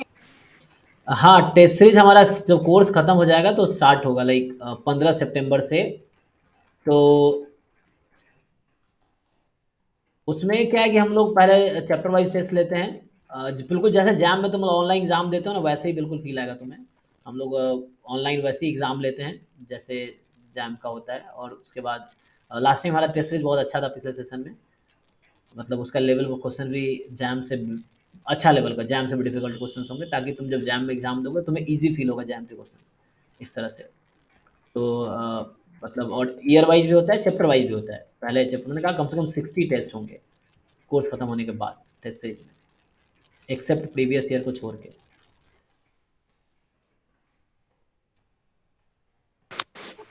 एंड सर मैंने लाइक टॉपर्स वगैरह के भी यूट्यूब पे देखे ना, तो लाइक आपकी टेस्ट सीरीज की बहुत सारी लाइक तारीफ थी, बट कैसा है कि सर कि आप लोग को ये बैच को जब टेस्ट सीरीज दोगे, वो लास्ट ईयर की टेस्ट सीरीज दे दोगे या लाइक ये ईयर मॉडिफाई करके कुछ डिफरेंट दोगे? ऐसा है, जैसे जो लास्ट ईयर पेपर बने वो तो होंगे ही, प्लस और भी हम लोग इस बार ही बनाएंगे। ऐसा होता है कि जैसे लाइक देखो, जो सिलेबस पिछले साल था वही इस बार भी है, जो पैटर्न वही है वही है, जो पेपर हमने उनके लिए बनाए वही तुम्हारे लिए तो होंगे ही, प्लस कुछ एक्स्ट्रा भी होंगे, मतलब वो पेपर्स तो रहेंगे, प्लस नया पेपर भी हम लोग बनाएंगे। फॉर एग्जांपल पिछले साल हमने 30 टेस्ट लिए, तो 30 वो रहेंगे, 30 इस बार और बनाएंगे, तो 60 हो जाएंगे, तुम्हारे 60 नेक्स्ट टाइम और बनाएंगे, तो ऐसे ऐड होता जाएगा ये चीज़ें। क्योंकि ऐसा नहीं है कि एग्जाम वालों ने हमारा पेपर देख लिया तो वैसा नहीं पूछेंगे, ऐसा तो है नहीं। मेन तो टेस्ट का पर्पस है तुम्हें चेक करना तुम किस लेवल पे हो, वो चीज़ है। एक्चुअली जानते हो क्या होता है, जो भी मैं टेस्ट मींस जैसे मेरा प्रीवियस ईयर का जो टेस्ट था 2021 का, उसको मैंने असाइनमेंट बना दिया, ठीक है।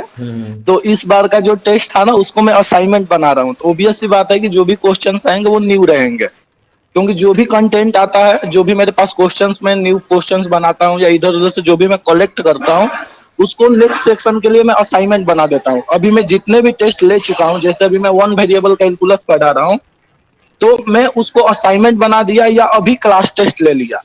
तो जब 15 सितंबर के बाद इनका 15 सितंबर तक जब इनका सिलेबस कंप्लीट हो जाएगा, तो इसके बाद फिर इनको न्यू क्वेश्चन देना पड़ेगा। तो एक्चुअली मैं जो भी काम करता हूँ अपने रेगुलर स्टूडेंट्स के लिए करता हूँ। यदि मैं ऑनेस्टी से बात करूँ तो मैं अपने जो भी काम करता हूँ रेगुलर स्टूडेंट्स के लिए ही काम करता हूँ। इसमें साइड वालों को भी फायदा मिल जाता है यदि कोई टेस्ट सीरीज ज्वाइन करता है वगैरह। और जो भी तुमने रिव्यू देखा जैसे देवहर गया है या मयूरी है, तो ये लोग तो ज्वाइन गए थे टेस्ट के लिए, बट वो एक टेस्ट नहीं था, ठीक है। वो टेस्ट में क्या होता है कि आप केवल टेस्ट देते हो, टीचर से कोई कांटेक्ट नहीं होता है, कोई इंटरेक्शन नहीं होता है। तो इनका ये टेस्ट नहीं था एक्चुअली में। हमारे पास पिछले टाइम बच्चे कम थे, स्टूडेंट्स कम थे, यानी 30-40 के अराउंड थे, तो इसलिए मैंने पर्सनली सब पर ध्यान दिया। तो देखता हूँ इस बार हो पाता है कि नहीं। हाँ, डिस्कशन होगा, हर एक टेस्ट का डिस्कशन होगा जैसे पहले हुआ था, तो इस बार भी होगा। और मैक्सिमम क्वेश्चंस नहीं रहेंगे, पीवाईक्यू तो बिल्कुल नहीं रहेगा। यदि जो मैं पीवाईक्यू टेस्ट लेता हूँ ना, वो मैं बोल के लेता हूँ कि आज तुम्हारा 2017 का टेस्ट है, 2021 का टेस्ट होगा, 2019 का टेस्ट होगा।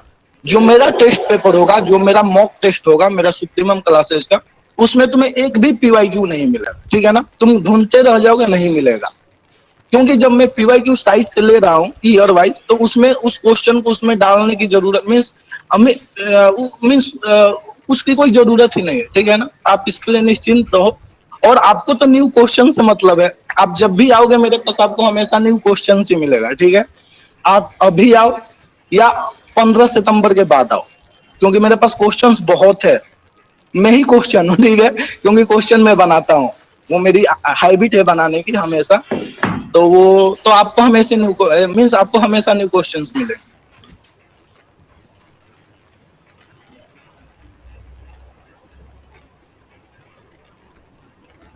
ओके, आई थिंक क्लियर हो गया होगा doubt test series regard sorry so I was saying test series से रिगार्डिंग जो भी तुमने क्वेश्चन पूछे, आई थिंक डाउट क्लियर हो गया होगा। Yes sir. या और किसी को कुछ क्वेश्चन है या फिर स्टॉप करें सेशन, कुछ पूछना है?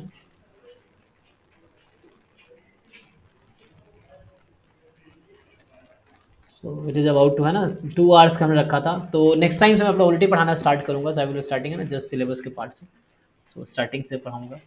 एंड ठीक है फिर, thank you so much for everyone, है ना, thank you so much to everyone for joining. Thank you sir, thank you sir for guiding us. Thank you sir. Next class में मिलते हैं। Thank you sir.